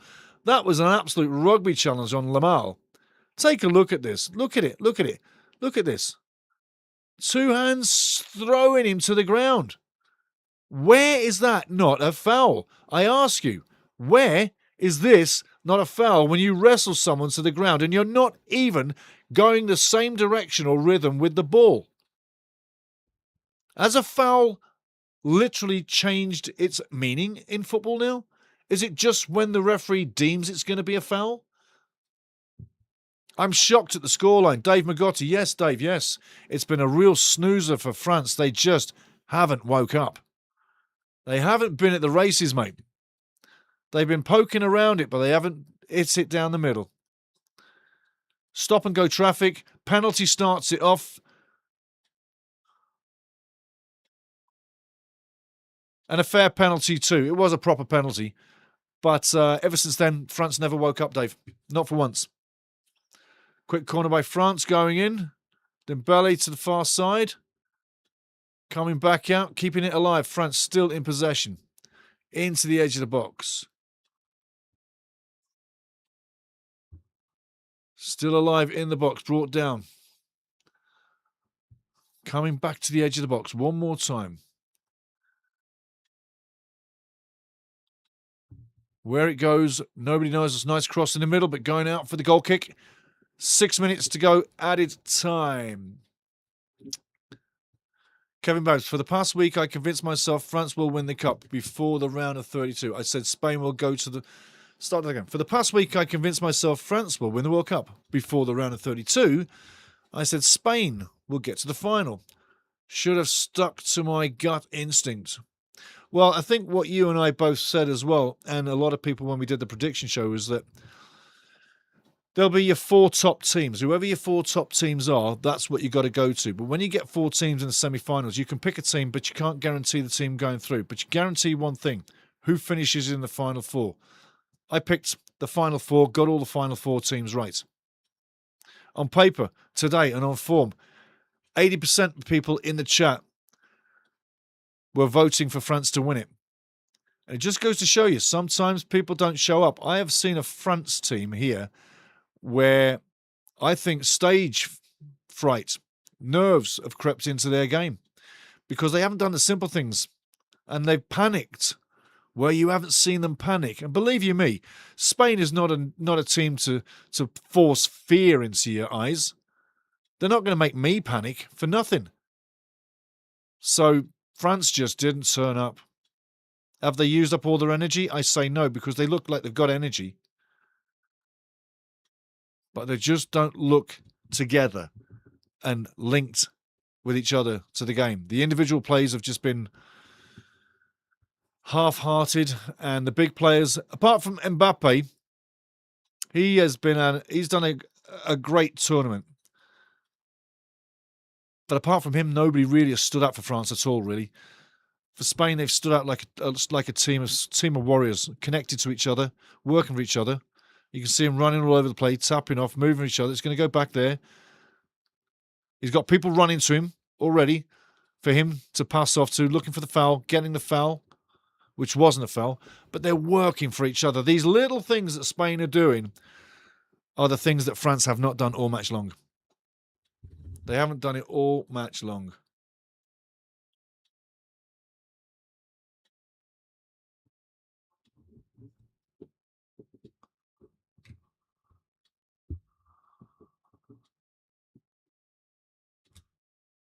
Spanish fans probably getting ready to book a flight or bus, get on a Greyhound. All the way from wherever they are right now. After this match, leaving the stadium, they'll be traveling to New Jersey. East Rutherford, New Jersey. The stadium for the World Cup final. 3 minutes 30 for France to save themselves, which they have no chance of doing.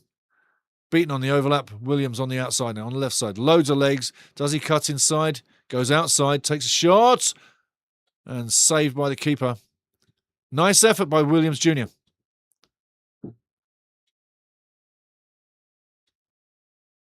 But a sad showing. I've got to say, a sad showing. I think France really, after this, will think we should have done better. We should have done better. But we haven't.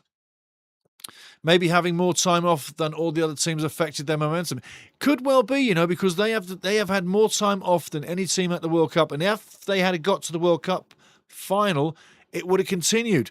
Because from the quarter-final stage all the way to the final, they would have had 3 days more rest. Now it's turned Spain's way. Spain now will have 1 day's full rest ahead of either or the Argies or England. And I say it matters not now, because 1 day doesn't really make a difference. There's enough time between the 14th and the 15th until the 19th. From the 15th to the 19th, it's 4 days. From the 14th, it's 5 days. Big Zims. The 1 day doesn't make a difference. 4 days between matches is normal for most players. And if you look at the league systems, the way the games have come at England, the way they've come at Argentina and everybody else, they've come in steady flow, just like in a league system. So this is normality for the players. But France have thrown away a big chance to get to their third World Cup in 3 years. And they haven't done it. Spain looking for their second star now as an opportunity. Argentina looking for the fourth. England looking for their second is also an opportunity. And very much looking forward to that game tomorrow. Very much looking forward to it. It's going to be interesting. But it's coming down to the wire now. 1:20, and tears of sadness will start flowing from Les Bleus fans. Tears of joy will flow from España, who literally put in a decent performance. Really, they've done what Spain do. Again, it sounds boring, but they put in a decent performance all the way through. They've been tough, resilient, nasty at times. Good shot on the keeper there. Another save. Seconds to go, and it'll be done. Ball into the middle. Time for a wonder goal. Dewey doesn't take the shot. Mbappe takes the shot, and it's going way over. And that should be that. 30 seconds to go. Never trusted France manager. I'm okay with Deschamps.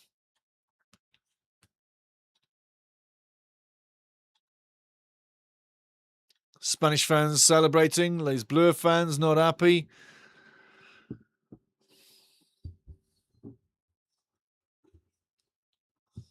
French fans shaking hands there. Maybe there was an argument before, arguing with each other about the situation. Now they're making up. Everything's happening now. Taking Gray out to New Jersey will be interesting, I tell you, wouldn't it, eh? Wouldn't it? And there you go. The whistle is done. And France are into a situation where they are going to go back to the hotel, pick up that bar of soap, get on the minibus, and go home to France. That is where they're headed. It is indeed. It is indeed. They've done it to themselves. They've really done it to themselves. And as you can see on your screens, there is Mbappe with a huge blue big bar of soap, and he is taking it with him to the minibus. They're going to get on the bus and they're going to go home. Yes, they are. They are. But I tell you, they were whimpering out of the tournament. You didn't think Spain were going to have that much control in the match, and I tell you, they did. Warning shot over both of the boats of Argies and the English fleet. Spain is shooting from the Armada, shooting bombs, cannonballs at your boats. Oh, yes. Shooting cannonballs at your boats.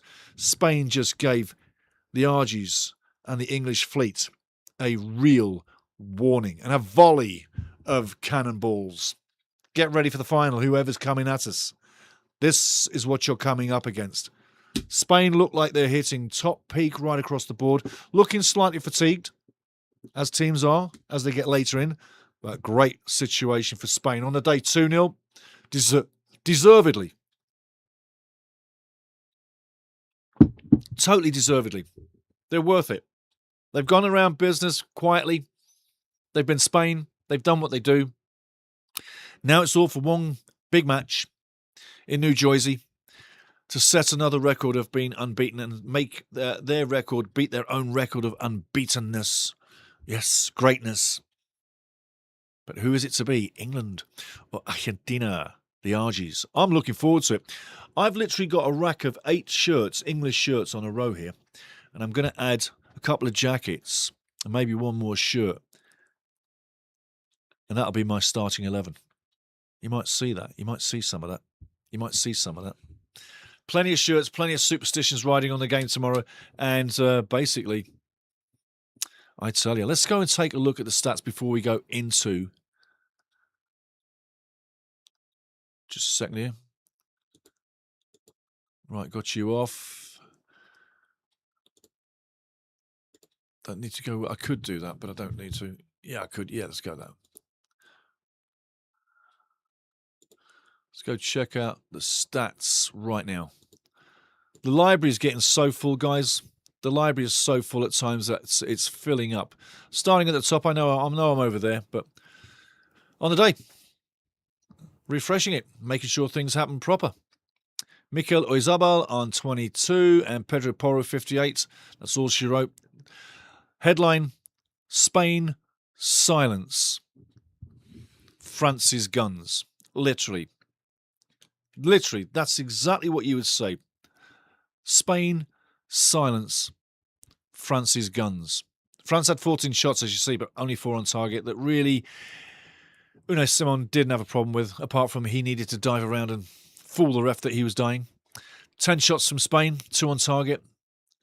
51%, had more possession. Passing accuracy. It wasn't great by both, but it was pretty fast-paced all the time, was it not? You know that too. Fouls, 11-12. 2 yellow cards for La France, 1 for La Spain. 4 offsides to 5 offsides for Spain, and 7 corners to 1 for France. Looking on in front of us. Spain now taking out Les Bleus. All you French fans, I feel sorry for you, because I tell you what, it should have been done. But there you go. There's the score on the day, and Spain are in the ticket. Next match coming up.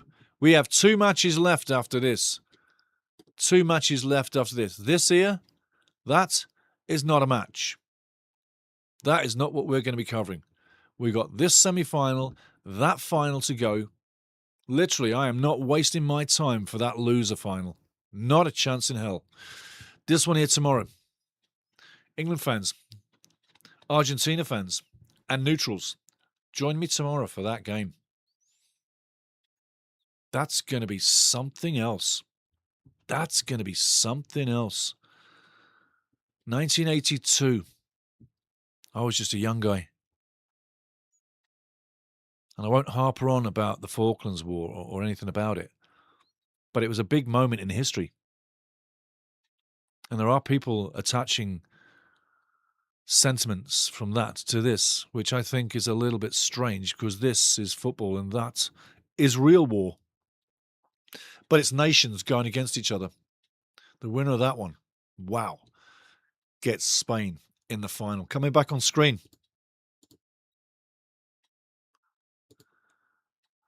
French fans collecting themselves, feeling good about themselves, as they should.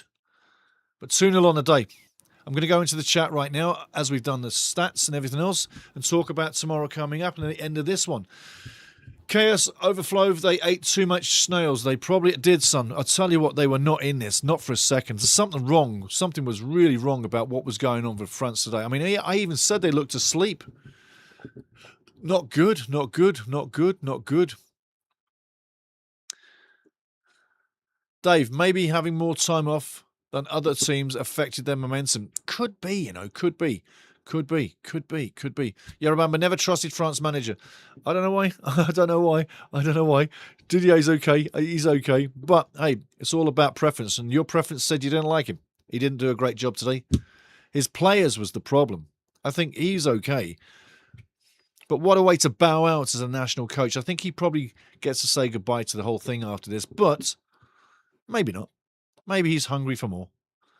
But that was an opportunity that really went away. Blaze says the Haramball Warriors march on. There you go, the Haramball Warriors march on. Kevin says, wow, definitely not the France we had seen for the previous 6 games.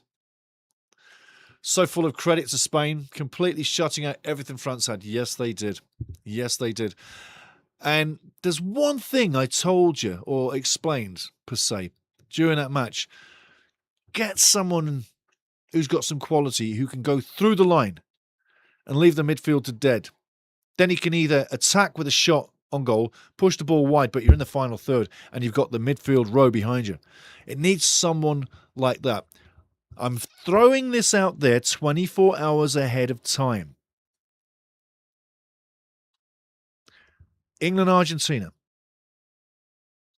Is Bellingham going to be that guy I've explained needed to be in this game for France, whereby that man took the courage and bravery to take the match and scruff of the neck and grab the game, run through the line, beat people for dead, and do something brilliant, because he's been doing that for England recently and he's been a standout player in the competition.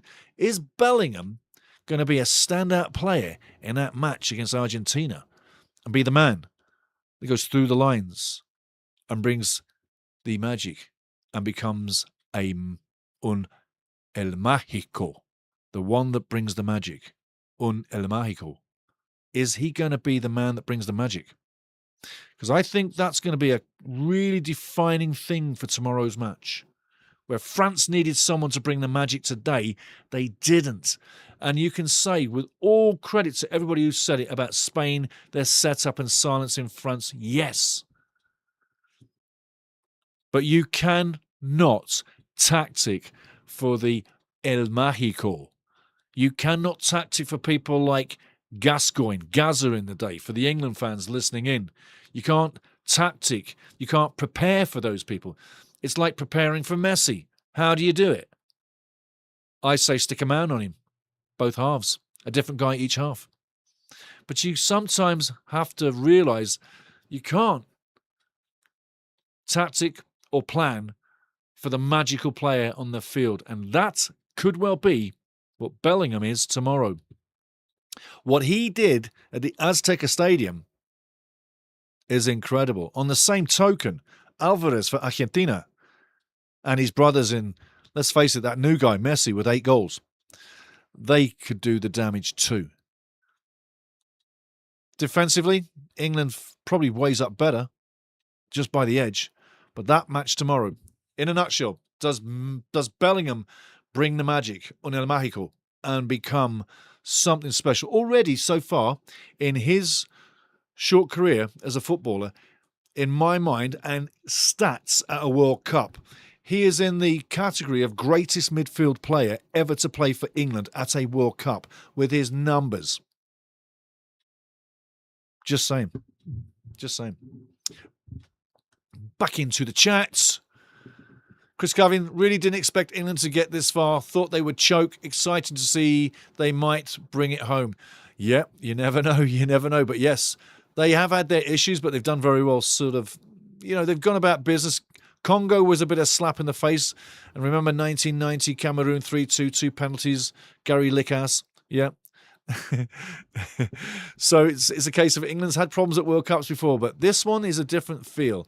1990 was the only time that I ever felt England could win a World Cup. Since then, no.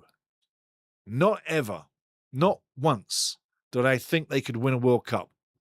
1990, since 1966, was the only time I ever felt England could win that tournament, and that was Italia 90.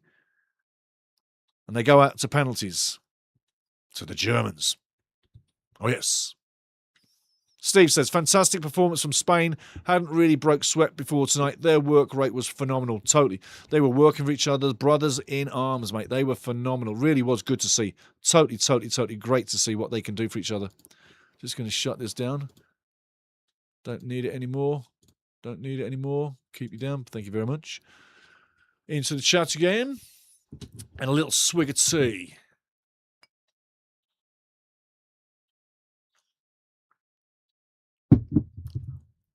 Blaze says, the only reason I will be watching the loser final is because at the end of the day, it's more football from some top teams. I will never complain about having more football to watch, loser final or not. No, I get you. I would say, literally, I don't watch the loser final just for this. And it's really simple. Italia 90 was the only time I ever thought England would ever win a World Cup in my little lifetime. I was too sick of the thought to ever watch that third place final, which inevitably was against Italy, and they lost 2-1. But I didn't have the interest, the heart, more so the heart, to watch it, because they'd just gone out to competition, the biggest competition they'd been in decades, and they hadn't crossed it over the line. So I think that's why I don't fall in love with the third place loser final, because that's to me, it's a loser final. We lost in that match and it never left me. And the sentiments of losing, in 1990, that wasn't good. Didn't dig that. Didn't really like that. So that's mine. But hey, Matty and everybody else and whoever you are, if you want to watch that, do so. But Blaze, get into it. It's more football. I totally understand. There's more football coming here. Totally. Just a second going. Is it Case says, Steve, it's Kirsty. What a game between France and Spain. Totally was, eh? Totally was. What a magical game. What a magical game. I tell you, it was nuts. Really. And Kirsty's a big Cavalry fan. Cavalry in Calgary. Big Cavalry fan. Hope you're doing well. And I'm coming to a few games here pretty soon, so you'll be seeing me in the crowd again, and I'll be up there at Kildare's and chucking some beers and going crazy and having some fun. But back to your question, though, what a game between France and Spain it was. I thought, like many, France were going to win it, and they didn't. Did you think France was going to win this one, or Spain? Secondly, question to Kirsty, what do you think for tomorrow against Argentina? What are you feeling? What are you feeling for it? That's what I'm saying. What are you feeling for it? So, Kirsty, hit me back. What are you thinking about Argentina and England? Good to see you. Awesome. Kevin says, use Anderson to man-mark Messi. Make it a 9 versus 9, and Bellingham will do his thing.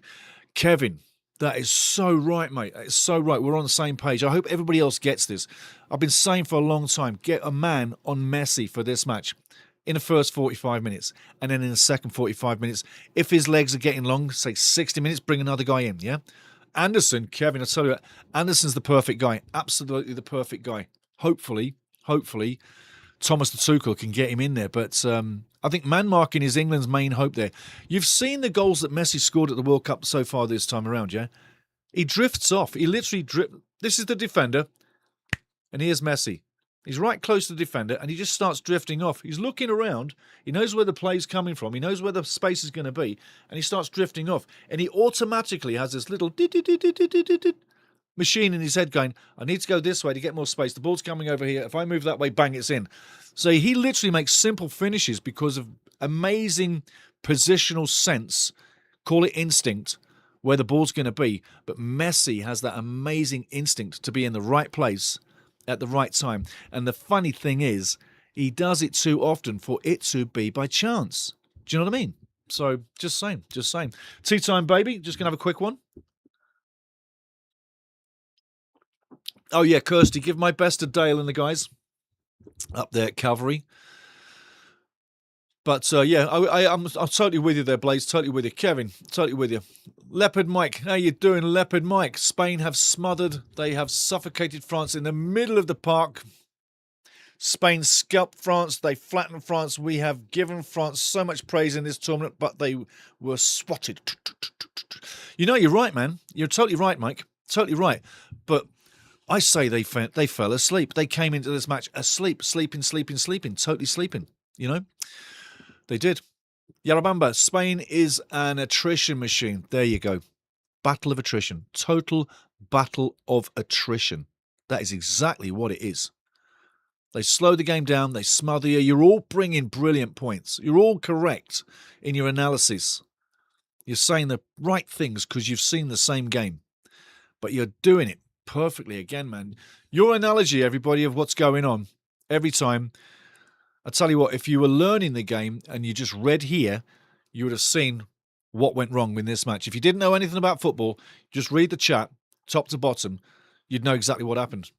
Big applause to everybody again. Big likes, subscribes, send the love. Big likes, subscribe, send the love, and all notifications every time. Then you get all the videos. And we're doing England-Argentina tomorrow. Live. I'm going to dress it up tomorrow. And if you've seen, we've made some changes. That there. Big FIFA wall rug. That is absolutely gorgeous. Highlights the cup very nicely, doesn't it? It does. And all the balls in the back. And that's super big ball. Right there. Boom. That is like this big. That ball is huge. So back into the chat. Leopard Mike says, Spain have made France look distinctively average. Yeah, today they have. They really did. I mean, you shut down Dembele. Yeah, Mbappe was a free-rolling spirit. He kept going around, kept making it happen. Just didn't have anybody to work with. It was a one-man show. And as I said before, one man don't make a team. So England, man mark Messi, get him out of the game and flatline Argentina up front. It's going to be interesting with the physical play, the mental play as well. It's going to be interesting. It's going to be a cat and mouse game situation between England and Argentina tomorrow. How fast can you think? Fast brain or fast feet? What you got? I like fast-brained people with fast feet connected, just to slip that ball in there without them even knowing it's coming. Just saying.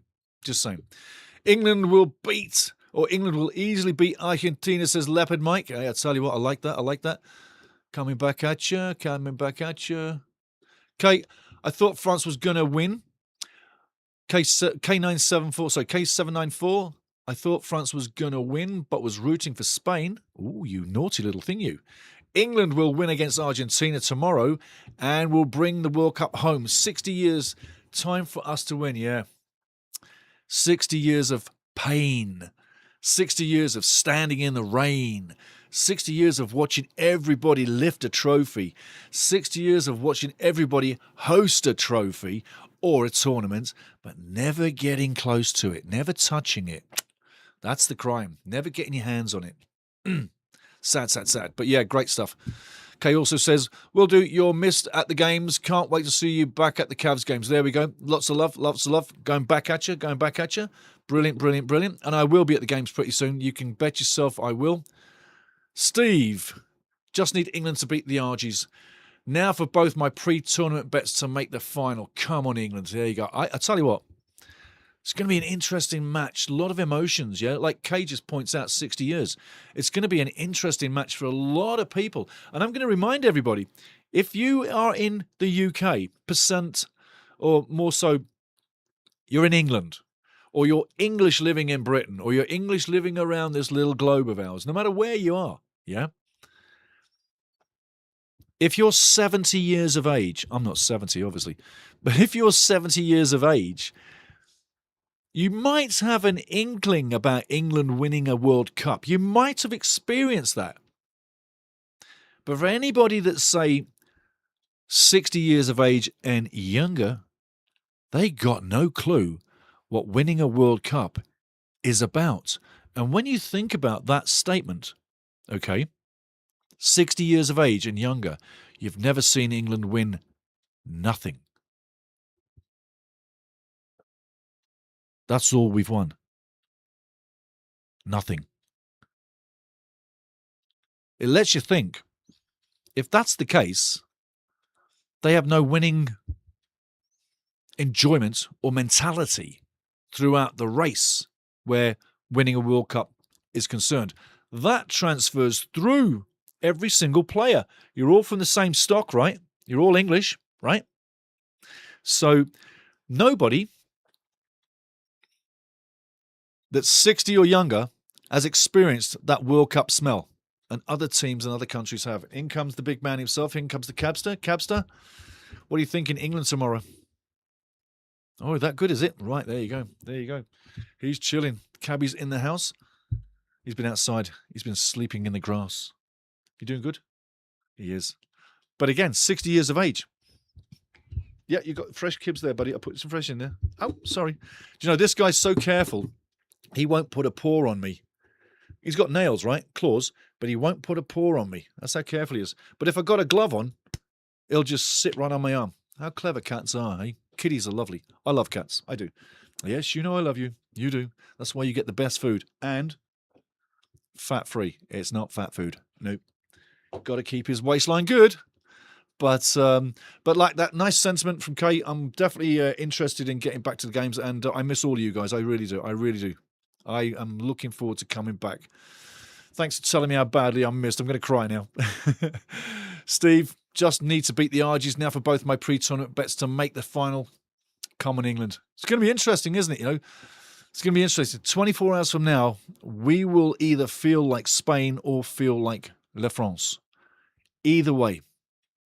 The one thing about Argentina you cannot dismiss is that they're the boxer in this heavyweight match with the belt around their waist. And they're not going to be giving it up lightly. It's going to be a dogfight.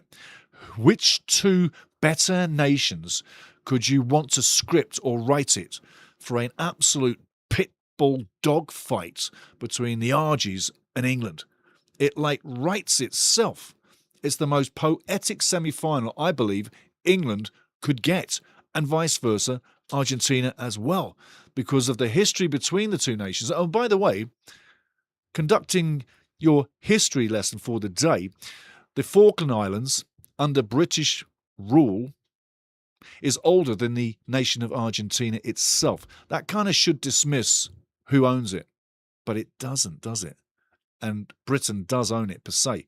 So it makes the whole situation even more juicy when you're thinking a World Cup semi-final between two enemies, which is what they are. Do you want a couple more? Excuse me, people. Got to do the due diligence with Cabster. After all, he is the football cat. He's a soccer man. He is. But it's going to be putting more on this. So I think it's a really poetic semi-final we got coming between England and the Argies. And literally, I don't think I'd rather see another match as a semi-final for England. It would be a spectacular final, but with the history in the World Cup, especially the hand of Maradona in '86, that was not the hand of God. God would never do that. That's the hand of Maradona. It was his hand, totally his hand. Cheating maneuver, an absolute cheating maneuver. Got away with it. Everybody else in the world saw it, not the referee. There's a lot of history between them two countries, so tomorrow's going to be interesting. And like I say, join me in this one. Join me in this one. Going back into the chat, let me catch up. Leonardo, I think the game tomorrow will be better than this one. I got a feeling it could be, I really do, because of the underlying is hate the right word? They despise each other internationally per se. But is hate the right word? It could turn into a red letter day. I'll tell you what, you could see these flying in that match. You could. Remember 1998, David Beckham, ciao tutti mama. Remember 1998, David Beckham gets sent off against Diego Simeone against Argentina. World Cup quarterfinal, ends 2-2. England then lose the shootout. So there's a lot of history there. There really is. It's crazy. I mean, to me, the semi-final's a cup final for me anyway. That's how much I look at this. England have gone further than most people gave them credit to do, but they've slowly gone about business. There's been some average performances, some amazing performances, like Mexico was just purely amazing. And if you're an England fan, get on YouTube.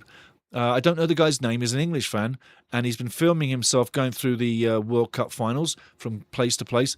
Absolutely phenomenal stories this guy's bringing, and he's meeting up. The last one was Mexico fans. It's amazing, amazing scenes inside the Azteca. If you've never been there, you're literally looking right down. It's like, whoop, it goes down big time. Seriously, yeah. Anyway, I think the game tomorrow will be a big one, says Leonardo. Kevin Babs, I need some rest. Yeah, I bet you do, mate. I bet you do. Right now, your time is 3 here. Yeah, about 10:30 right now. Good night, Kevin. We'll see you tomorrow. England, we'll see you tomorrow, Kevin. Absolutely have good rest, my friend. Such a good guy. Kevin Bowes, big Sheffield Wednesday fan. He's going to have a great season next year. He doesn't know it, but he will. As we are. Oh, excuse me. There we go. Little mouse froze up. It's rolling. There we go. England is hungry, says Leo. And Yarabamba, you ate the best, Stevie, the man. You are the best, Stevie, the man. Cheers, Yarabamba. Cheers, brother. Argentina wants to keep the title. They do. That's why it's going to be a battle. I think there's going to be some froth and lightning on the pitch between the players. There's going to be some real, I think, hatred in the eyes of maybe the Argentinians trying to weaken the English mentality. You're going to have to give it back to stay in this match. You're going to have to be brutal. You're going to have to be nasty. You're going to have to take a yellow card, a good one. You're going to have to play clever football. You're going to have to use that referee. You're going to have to play the game of your lives again. Going to have to give it all. Leonardo, Argentina wants to keep the title. They do. Dave says, where did you get the rug? I got the rug at Costco. And they were on sale. $12.97. Couldn't believe it. I had to get one. In fact, I got 2. Remember what I said about shoes? I always get 2 pairs if they're good. Well, I had to get 2 rugs because they're snug. And I did. The other one's in a carry. And $12.97. $12.97 from Costco where I got it. But look around. See what you can find. Seriously. If not, get back to me. Leonardo, Argentina versus England. Yes, please. It will be awesome. It will be nasty. Dave says ref will decide tomorrow's game, I think. Well, it did in 1998, didn't it, eh? Beckham! Blaze, 22, says, not sure what I'm going to do when there won't be World Cup games every day to watch. Do you know what I mean? It's gone so quickly. It really raced by, no? Honestly, it raced by. It did. It raced by. It totally raced by. So raced by. But most of it's been decent, hasn't it? And we've had our fun. We poked our fun. And you know I'm a sarky bastard. I've ripped Gianni because he's poor with his corruption breaks. But I've ripped him. We've had fun with all sorts of things. But the football on the field, pitch. A lot of guys hate the field. Hey, I played on the field as a kid. That's why it stuck with me. And it was uphill in howling rain. Yeah. Cold every day. Yeah. Terrible. Wet field all the time. Wet field. Wet toes. Iced up toes. Toes gone cold. And a coach on the side of the field with a flask of coffee with rum in it. And I'm a kid. Brilliant. Different era. What a place to be. Blaze, not sure I'm going to do when there won't be World Cup games every day to watch. I'm with you. All I can say is I'm looking on the listings I'm going to be paying my dues here and buying up new subscriptions and things like that. I'm probably, well, I am not probably. I'm going to be looking at doing Champions League, UEFA League, or Europa Cup. I'm going to do big games in the EPL as well. But a majority of the time, I'm covering Wrexham, right? Because that's my team. So I'm going back to Wrexham. And in between, I'm going to be going up to Cavalry FC, filming my visits there, showing you all my friends and what it's like at the games, and just basically going on them video trips, so you'll get part of that, and you'll see what's up and down the highway. And there's lots to see on these highways. There really is. No trees, not much, but there's lots of things to look at. But I'm going to be doing lots of videos. So when there's nothing for you World Cup-wise, I say take a breath, relax, doing nothing for a little bit, just 5 minutes, because we've had 101 football matches, and I've done 53 of them on this channel. And I'm only one guy. Seriously. The other thing is when the World Cup shuts down, like I say, those trips up to Cavalry FC and the Canadian Premier League, I'm looking forward to doing them because I love going there. And I've got some lovely people to meet when I go there every time. And it's not just about the football. It's a social event. Like, really. So anybody listening in right now who knows me at the Cavalry, yeah, I'm coming back to have some fun. Blaze, big points. Leopard Mike says, who in Argentina's first 11 can make England team? Messi can come on as sub. Argentina is overhyped. Mike, I tell you what, that's lovely. That is lovely. That is so cool. That is so cool. I tell you what, I'm just going to say, yeah, okay. If that works out, mates, I tell you what, I'm never going to forget what you said today. You brought lots of the gold and stuff recently, Mike. So if that comes off, Messi can come on as sub. That's funny. That's that new guy, Messi, right? Yeah, absolutely. Dave says, Blaze, I get the same feeling. I'm already having international game withdrawal. You know what I mean? And at the other end of that equation, having that withdrawal, when we were coming into the World Cup, like weeks before it, and I was doing my trips up to Edmonton, watching the Canadian national team and Uzbekistan and all sorts of stuff, getting the studio prepared and literally a lot of other stuff, and like in the studio getting loads of sound effects and all sorts of stuff. Wow. When I was getting it all ready, I was like, I don't have enough time before this is on me. And literally, I said 6 months before that I wanted to be prepared for the World Cup. Not kidding you, it really took 6 months to get prepped with everything for the World Cup, even to this stage where you're dressing the stage with all the balls, yeah? You're putting on the new wall rug, everything, brand new picture behind me. And if anybody can zoom in on that picture, let me know what that goal is. Who scored that goal? That's part of Canadian history. Yeah, seriously. So you're going to have no time and there's no games coming. And you're thinking, what am I going to fill with this time? Well, it took me 6 months to get ready for the World Cup like I wanted it. And one thing I will say, it's been absolutely one of the most fun things I've done in football, doing this channel. During the World Cup, it's been phenomenal. The points made, the fun. I can't remember how many times you made me laugh, really. And I say we've got a lot of camaraderie on this channel. We've got a lot of people who love and respect each other. Sometimes you get people turn up and, you know, they've got a narc on with someone. That's life. Just don't react. I didn't. You just let it go. And eventually they come back and we move on as if nothing happened. So that's the way I roll. You know me. I know you. Yarobamba, England needs to resist. Just a second. Yeah. Blaze says, me too, Dave. It's already starting. We're talking about international game withdrawal. Blaze comes on. Me too, Dave. It's already starting. Yarobamba, England needs to resist the temptation of responding Argentina tricks to provoke reactions. I easily can see Bellingham get red carded. Do you know, they're going to target people. They're going to target Kane. They're going to target Bellingham. They're going to target Pickford as well. They're going to target the live wires that they think they can really get into. And that's part of the match.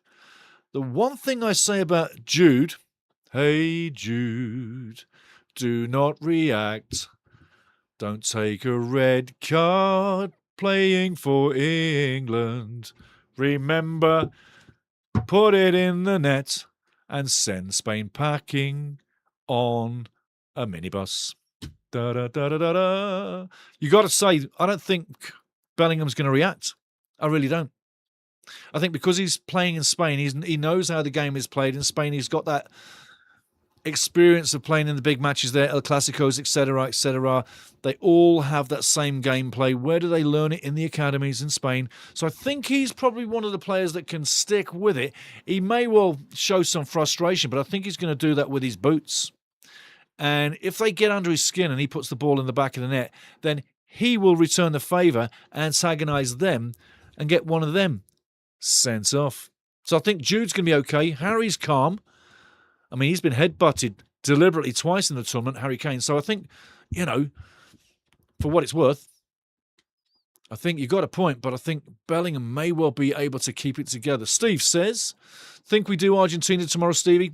If Gordon, Saka, Madueke can get at them down the wings. Yes. Anthony Gordon has been impressing me for England. Definitely has. Saka's done well in blurbs. If he can start with confidence and make something happen early on in and build from there. But I think his best move is the give and go. And I think, again, with Saka, like I said in the last match, he doesn't need to think, go down the line and just cross. He needs to think, come inside and find that little slip pass. Put it through. Just slip it in there. Harry Kane runs on, slides it in. Easy. Simple move. I don't think we necessarily need to attack the wing, but we need to be smart about it. But yeah, it's going to be Madueke. Boy, I tell you what, he hasn't had a game at the World Cup so far.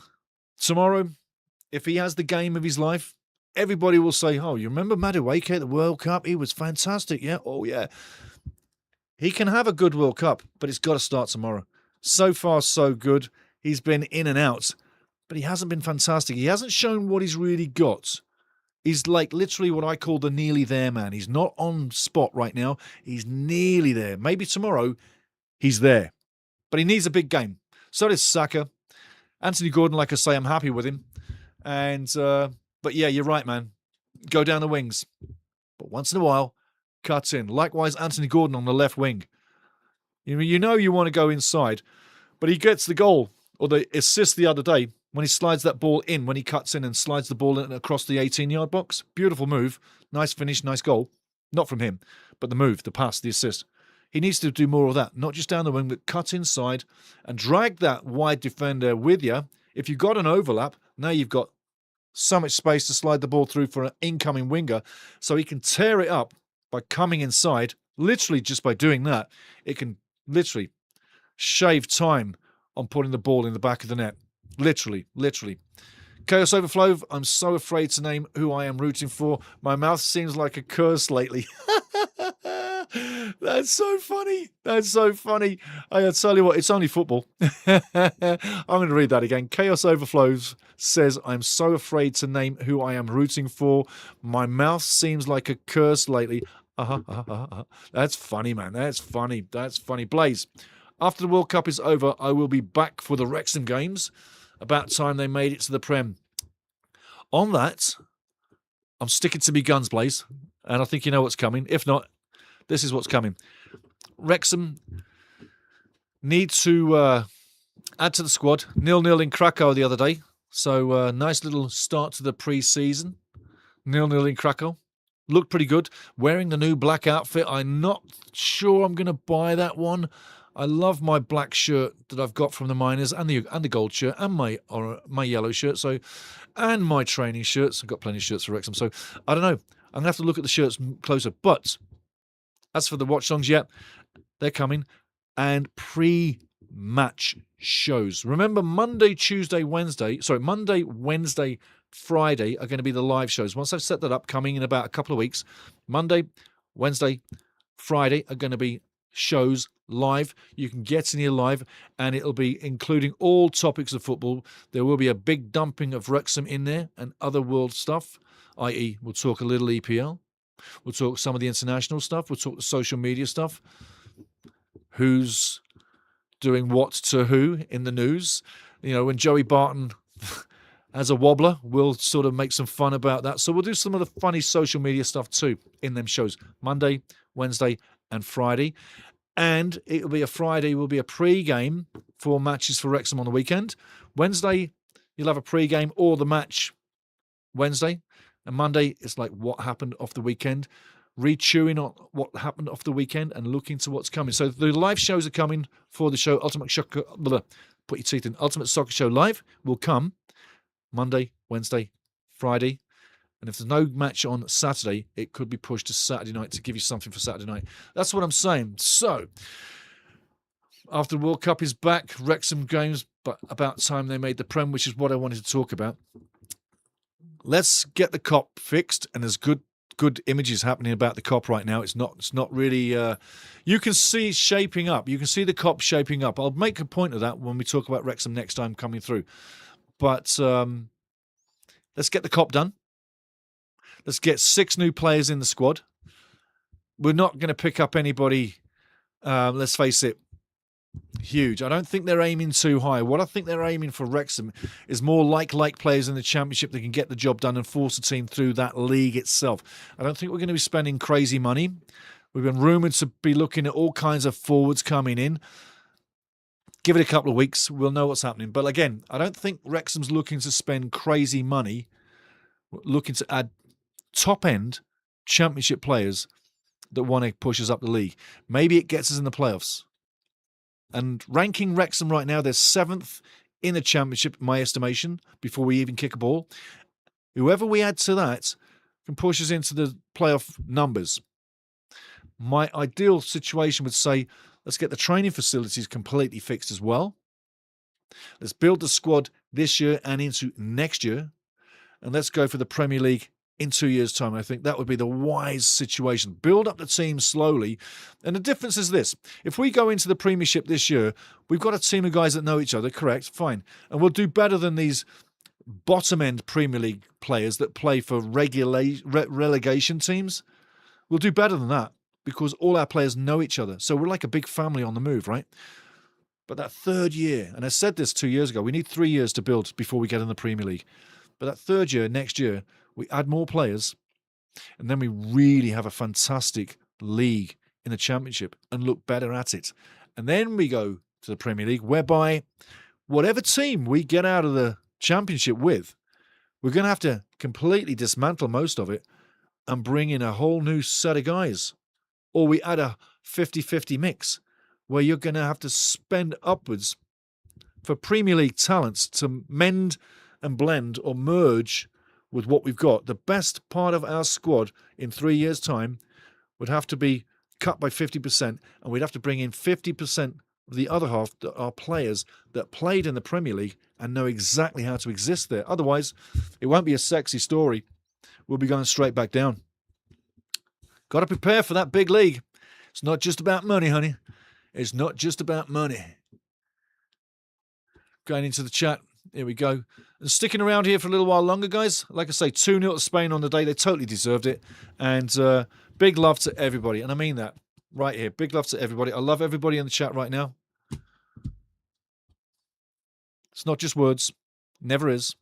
And I know yous all. I do. As you come in and out. Yarabamba says, sorry, Steve, I'm a Forge guy. Awesome, buddy. Awesome. You know what? I said the other day, talking to a Canadian Premier League fan, you know, it seems Forge always has our number. Talking to Jelani Smith, your technical director for Forge FC, I've talked to him recently, and I just say, buddy, every year you seem to roll out the same machine. You're always in the top 2, but you're always threatening to win it, you know? But yeah, nice to know. Nice to know. Forge fan. I got a few friends, I think it's the Barton Battalion. Yeah, I got a few friends in the Barton Battalion. Yes, which is your ultras. Yes, your ultra movement. Ultra football fans, soccer fans for Forge FC down there east. And I'm also a member of Cavalry FC's Foot Soldiers, which is also an ultras movement for Cavalry FC. So, hey, going strong, going strong. I love the CPL for its simple play. I'm not too dazzled by the level of it. I don't care what the level is.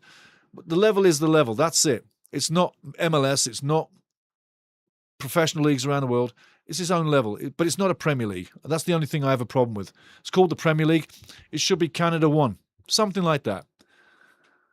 But I enjoy it for what it is. And I'm glad I'm at Cavalry because your stadium is just too big for me. That is a wind tunnel. open both ends, no? And massive stadium, massive stands. Beautiful to look at, and cool when the little kids fill all the seats. Makes it look full as, you know? So just saying, poking fun at the Forge fans. That's what I'm doing. That's football banter. Steve says, think it's going to be tougher for Wrexham this season, to be honest. Some big teams come down from the Prem, and agree, Steve, about the transfers. I would be happy top half finish. I tell you what, that is common sense right across the board, my friend. Absolute common sense. I think going into the first season, there was a lot of energy, emotion, drive to go as far as we could. I mean, we lost 13 matches, you know. You lose 6 more, you're mid-table. That's how close it can be. But I'd agree with him. This year is about preparing for next year. Build now for next year. Not build now for tomorrow, build now for next year. And we built last year for this year, and we've been building for 5 years. And the story goes on. And tell you what, like I say, I'm not looking for promotion this year. I don't think that would be our best friend. I don't want to go up and then come down and be looking bad for it, because you know what would happen. Everybody would be so in our faces for it, and we're already a target. If you're not a Wrexham fan, everybody wants to beat you when you play them. Everybody's giving you a niggle, calling you Hollywood, which is a load of bullshit. I mean, come on. Just because we've got 2 owners from the US doesn't mean we're Hollywood per se, and the documentary doesn't mean that either. I mean, Birmingham, you got your documentary. Sunderland, Till I Die, there's another one. So we're just doing the same things that other clubs have done, but we're doing it better. To make it sound like Brian Clough, we're doing what you're doing. Yeah, we're doing what you're doing, but we're doing it better. Yeah, we're doing it better. Okay? Right. John, you're asking a lot of questions, John, and you're asking so many, I can't really think which one to answer first. There you go. Bit of Cloughie. Blaze, I agree. Wrexham have some big players like Moore and Elliot Lee, but some fresh players would not go amiss. 100% Elliot Lee. Love the guy, but I tell you, I think he's hit his ceiling. I think he has. And I think he's getting in a situation where if we want to upgrade the squad, as much as this hurts, we have to stop falling in love with the players. We have to be in love with the crest and forget the rest. Because it's the crest that stays where it is all the time. The players come and go like a revolving door. And we love them, but we need to think about the crest, the squad, the measure of the squad, the quality, the strength, the fitness, the size, everything. It's always got to be about the crest, which is the club. So I've said that many times during the Wrexham matches. I think you've heard me. Don't fall in love with the players. Fall in love with your club. And that's what I've always said. And I'll stick to that. I will, because it really does ring true. Players come in and out, and then they're gone. Now, years ago, yeah, you could have said fall in love with your players, because years ago, more players stayed with their own club a lot longer. And their own club meaning there were more Welsh players in Wrexham's team back in the day. If you look at something like, let's go to, say, Stoke City, not far away. There was more players local to that club that were getting there. There's quite the affinity to Irish players playing for Stoke City as well. It was not too far from Ireland, is it? Just saying. So each club had more players back in the day that would have been legendary club players, one club players. Doesn't really happen too much today, does it? It's all about the money. It's all about the money. Staying in the chat here. It's moving, bobbing up and down, bobbing up and down, bobbing up and down. Leopard Mike says, hoping Rice is fully recovered. Him against Liverpool. McAllister, they're no match Rice Domices. Interesting. This season, yeah. It's funny that McAllister just looks like the odd man out at times with Argentina. He just looks like the odd man out for me. His Scottish looks, his Scottish name, it's like, where the hell did you get your Argentinian passport? You know, it's just odd. Let me have a swig.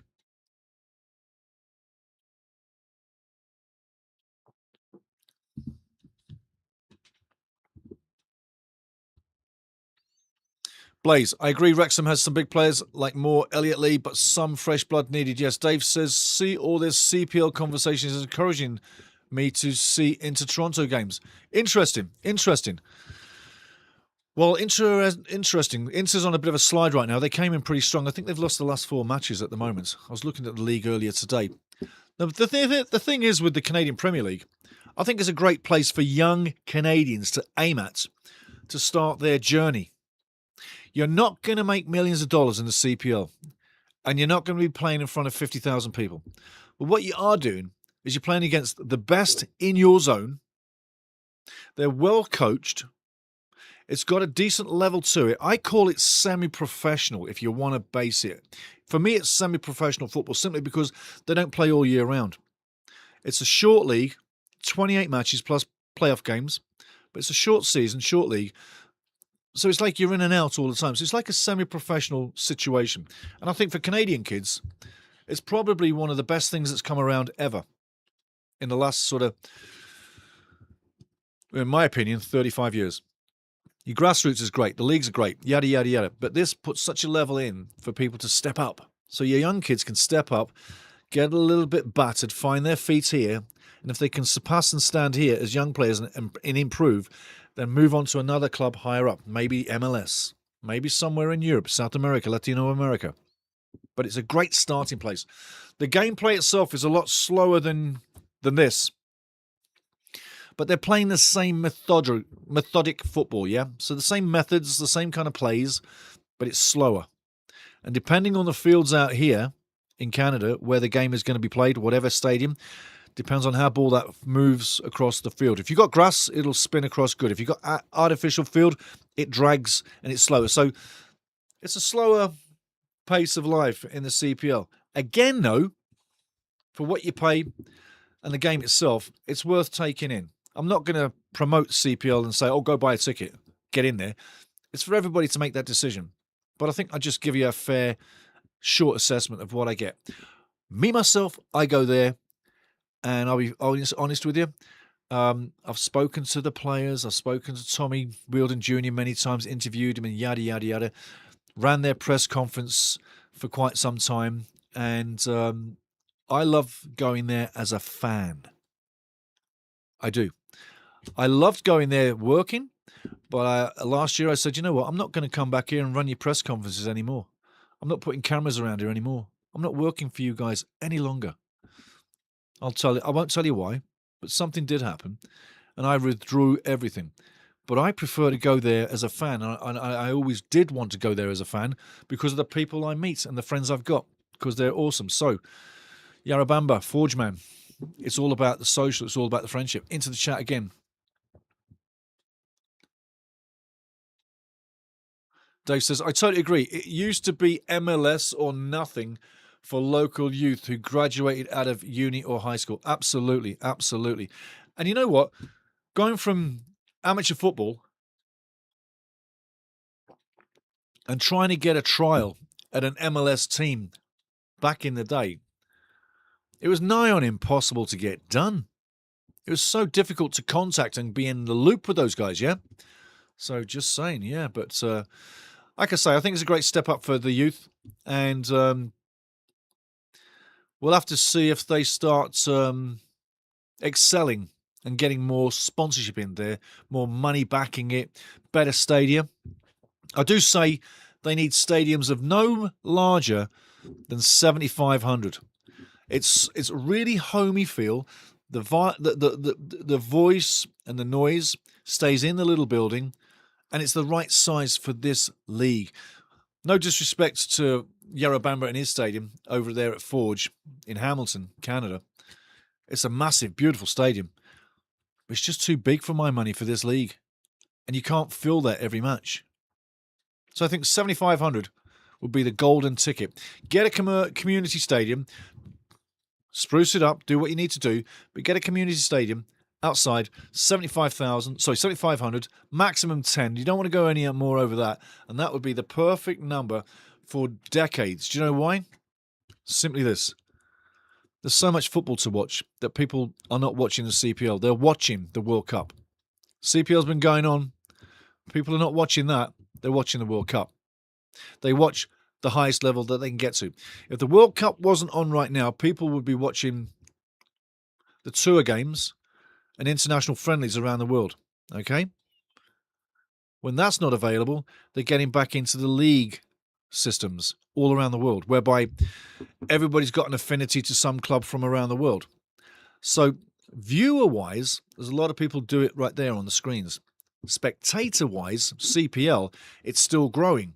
So the fan bases are not there, growing slowly. The popularity is growing very slow, though. And therefore, if you're not really known about, how do you get into it? So it's like conversations like this that people learn about the CPL if they've never heard about it, and then they get into it. But again, I go there literally for the blast. I went to Cavalry last month. Well, I did a video about Cavalry and me going there about a year ago. I'll do another one and show you the fun I have and literally how much fun we do have in the game and at the match, and how different it is than, say, enjoying a match at the EPL. We can drink in the stands. We can do whatever we like. It's free world, man. It's free world. It's really pretty cool. Anyway, going back into it. Dave says, and if tickets are priced well, it's a good day outside. Tickets are pretty decent. Got to say, the tickets are pretty decent. That's the one thing. They can only charge to a certain level. They can't charge you like they can for, say, an international match football. They can't do that. That was $200 for one ticket for me. We bought a few tickets, but each ticket was $200. Their tickets, you can get a ticket, a standing ticket, for around about $30. So it's reasonable. But you wouldn't want to be charging too much more. It's a case of the happy medium between charging too much and not enough. That's a business problem for everything. Yeah. But if you charge too much and you don't sell many tickets, you know that you've just gone over your ceiling. Bring the price down, sell more, get more people in there. It's a visual. If there's people in the seats, it looks good on camera. If there's nobody on the seats, nobody's coming, because that looks like a funeral. So it's all visual promotions. Steve, Wrexham fans gave Elliot Lee a great chance on his Pele song in Poland, and you could tell he was really touched and nearly in tears. Unfortunately, can't see him featuring much again this season, though. I got to say the same thing, man. Elliot Lee did some fantastic things for us, really, over the last few years. Really was. Literally a talisman. Stevie Fletcher was another talisman, but I think with Elliot Lee, it runs deeper. Stevie wasn't there as long, no. Paul Mullin was a talisman, big time. But with Elliot, there was something different. There was something different. I feel that you felt with Elliot Lee, you really felt like you had a connection to him.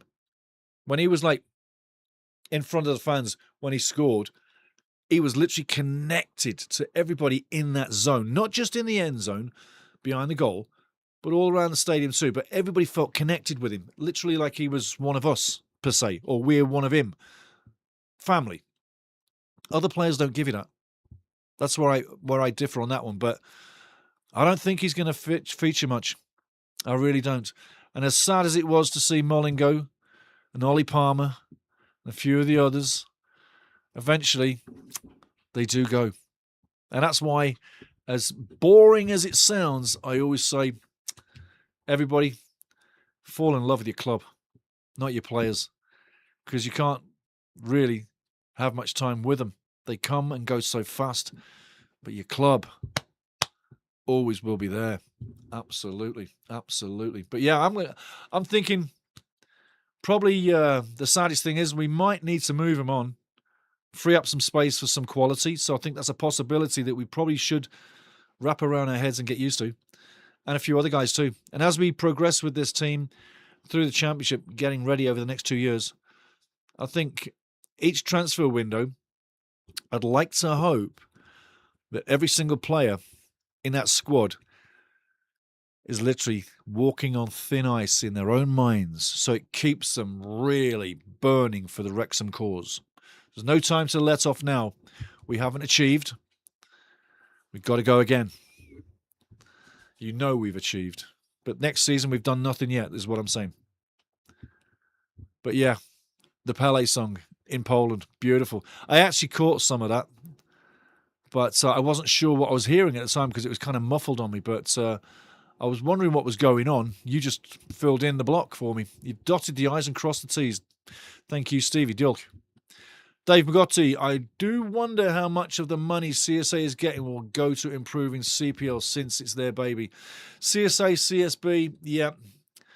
I commend One Soccer for doing what they're doing, covering the matches. I think they need new commentators, and that doesn't cost the world. But they need some deep-voiced commentators. Just saying, okay? But I do commend what they're doing with the budget they're on. I think One Soccer needs to literally get more money pumped to it. They need to get some massive sponsorship from somewhere. They need to get the sponsorship and disconnect from asking TSM for favors and jumping in with them. They need to disconnect completely. I think it makes more sense when you have your own brand and you brand yourself and you stop leeching off other people. Yeah? I just think One Soccer would be better off if they had a bigger financial backer and they would literally not partner with people like TSN or CBC that are literally government mouthpieces. There's a tag at the bottom of TSN's website, political ad registry.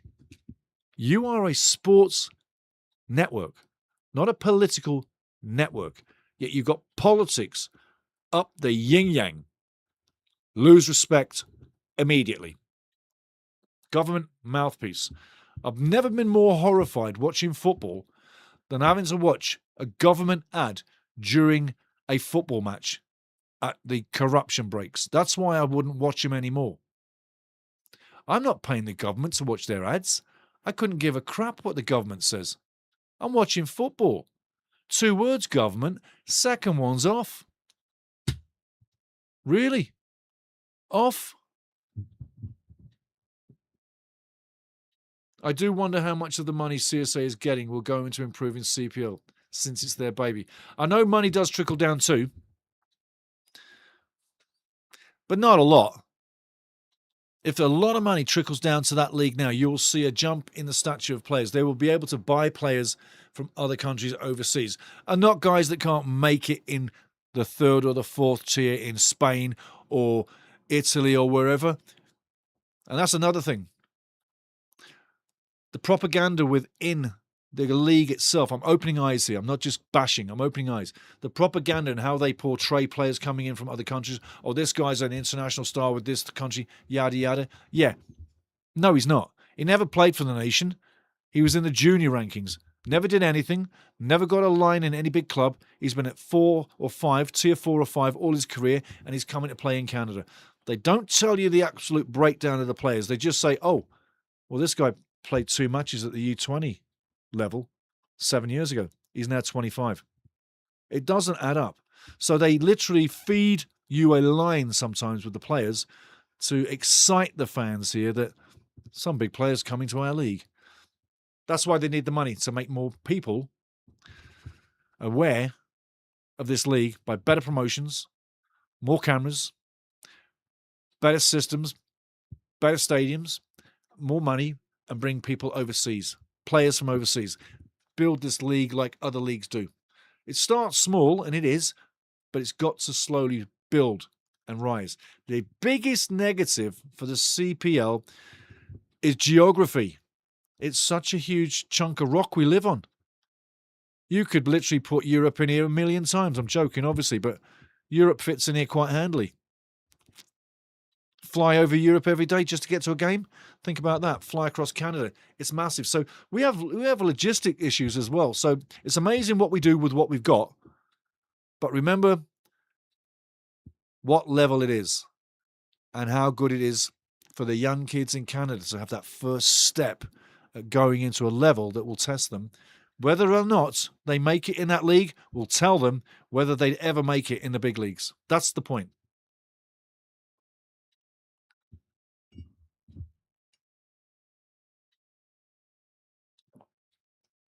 Yeah, Dave, that's right, mate. Government pays good money for ads. They pay our money for them ads. They don't care what they pay. They just give them our money and pay them ads. So it's like money revolving between friends, isn't it, eh? Money revolving between friends. CPM. Wrexham firstly needs a younger version of Maddie James. Yes. Yeah, the General's getting old, isn't he, eh? The General's been there, but them legs are getting slow. Can't get around the park. He does his best. He does. And he's a quality lad. We've seen great matches out of him. But as we've risen, that quality is slowly getting nullified. That's a great point. A younger Matty James, yeah. I like Matty. I do. I've always enjoyed his game. Big fan of him. Called him the General all them times. I do like him. But I've found myself saying less and less and less. Here comes the General with the ball now, waiting. He's got options left and right. Oh, there goes the ball. Down to the left side. In comes Matty, gets the ball back. Boom, in the back of the net. Haven't said that much. And I haven't used the term the General in a long time. I think it's probably time to look for the replacement. And I think your timing is perfect. Perfect. Perfect, CPM. Perfect. Then have James relieve Sheaf after 60 minutes. Then wing backs on each side. There will always be a striker available in January. Yes, yeah. I'm looking at that right now. Wrexham first needs a younger Matty James. I go with that. Then have James relieved Sheaf. Yeah. Sheaf's big on his game when he's there, though. I mean, he does do something for us. But 60 minutes is the perfect number, I think. Yeah. Then wing backs on each side. There will always be a striker available in January. Yeah, if we want to push on and kick on, for sure. For sure. No, definitely. Definitely. I totally get that. I totally do. Absolutely. Give me a second, guys. I'm just going over into the YouTube. I've got to flick a switch. Make sure we're good. We have a flick switch in. Absolutely. Absolutely. Back on. Hey, we've been on for 3 hours and 17 minutes and we've watched Spain leave the semis going to the final. It's going to be interesting to see what happens. Anyway, guys, I'm going to slowly get out of here. I'm going to say get back in here tomorrow. But on the screen before I go, as is always done, we're going to get the situation corrected. Today, on your screen, you get to see, and we'll make it even more painful for them. You got to see France pick up the bar of soap. They danced all World Cup, and they danced amazingly well. And on the biggest platform of the World Cup so far, they didn't bring their dancing shoes. They literally wore their feet out and couldn't go anywhere. They were stuck. Johnny on the spot. Couldn't move anywhere. For love or onions, it wasn't happening. Onions, onions, onions. Spain danced with them. Tossed them around. Oh yeah, the Macarena was going nuts on them. France couldn't handle it. It was too fast. And they slowly danced out of the World Cup, which was theirs to lose. Absolutely theirs to lose.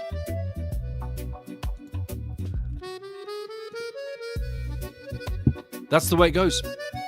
We shut this down with lovely French music, but they should be moving on, and they're not. Massive disappointment, I gotta say. I thought more was coming from Les Bleus today than we got to see. So that's the last time you'll get to hear this lovely track, because France is gone. As you saw in the picture, they've all got huge bars of soap. They're heading to the minibus, rank and file. They're getting in there. They're heading to their airport. And they're flying sur la maison. They're flying home. They're done. Big up to Spain. They did absolutely phenomenal. I didn't think they were going to do that.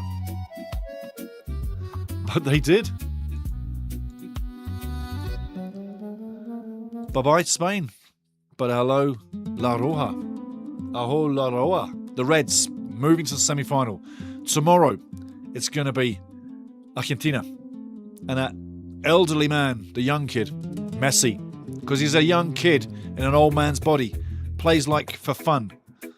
Man mark him, take him out, or suffer England. And don't let it be said that I told you. I'm telling you now. Don't let it be that Messi decides this match, because if it is, somebody's ball watching and watching a beautiful play go by, like France did today. You can't ball watch at the top level. You have to keep your eye on it. Johnny on the spot. and make sure you watch what's happening behind you. You need eyes in the back of your head, but most of all, you're going to need focus for maybe 120 minutes plus. And those that focus normally get to finals and do well. Argentina have that focus and that togetherness, that nastiness. Are they going to take England out tomorrow? England surpassing all expectations, waking up late in the competition, getting close to hitting form. It's not peak, it's form. Can they hit peak form in this match tomorrow? And as I pointed out earlier, Argentina are going to play head games, physical, nasty. England better be ready. And if they do target Senor Bellingham and try and get him to get that Cartaroa with maybe one or too many fouls on him, or they get him to react and he bursts a gasket and gets a straight red, I say he stays calm. But tomorrow, join me for England and Argentina. I think it's a bigger game than today, and whoever moves through, there will be another nation with tears of sadness.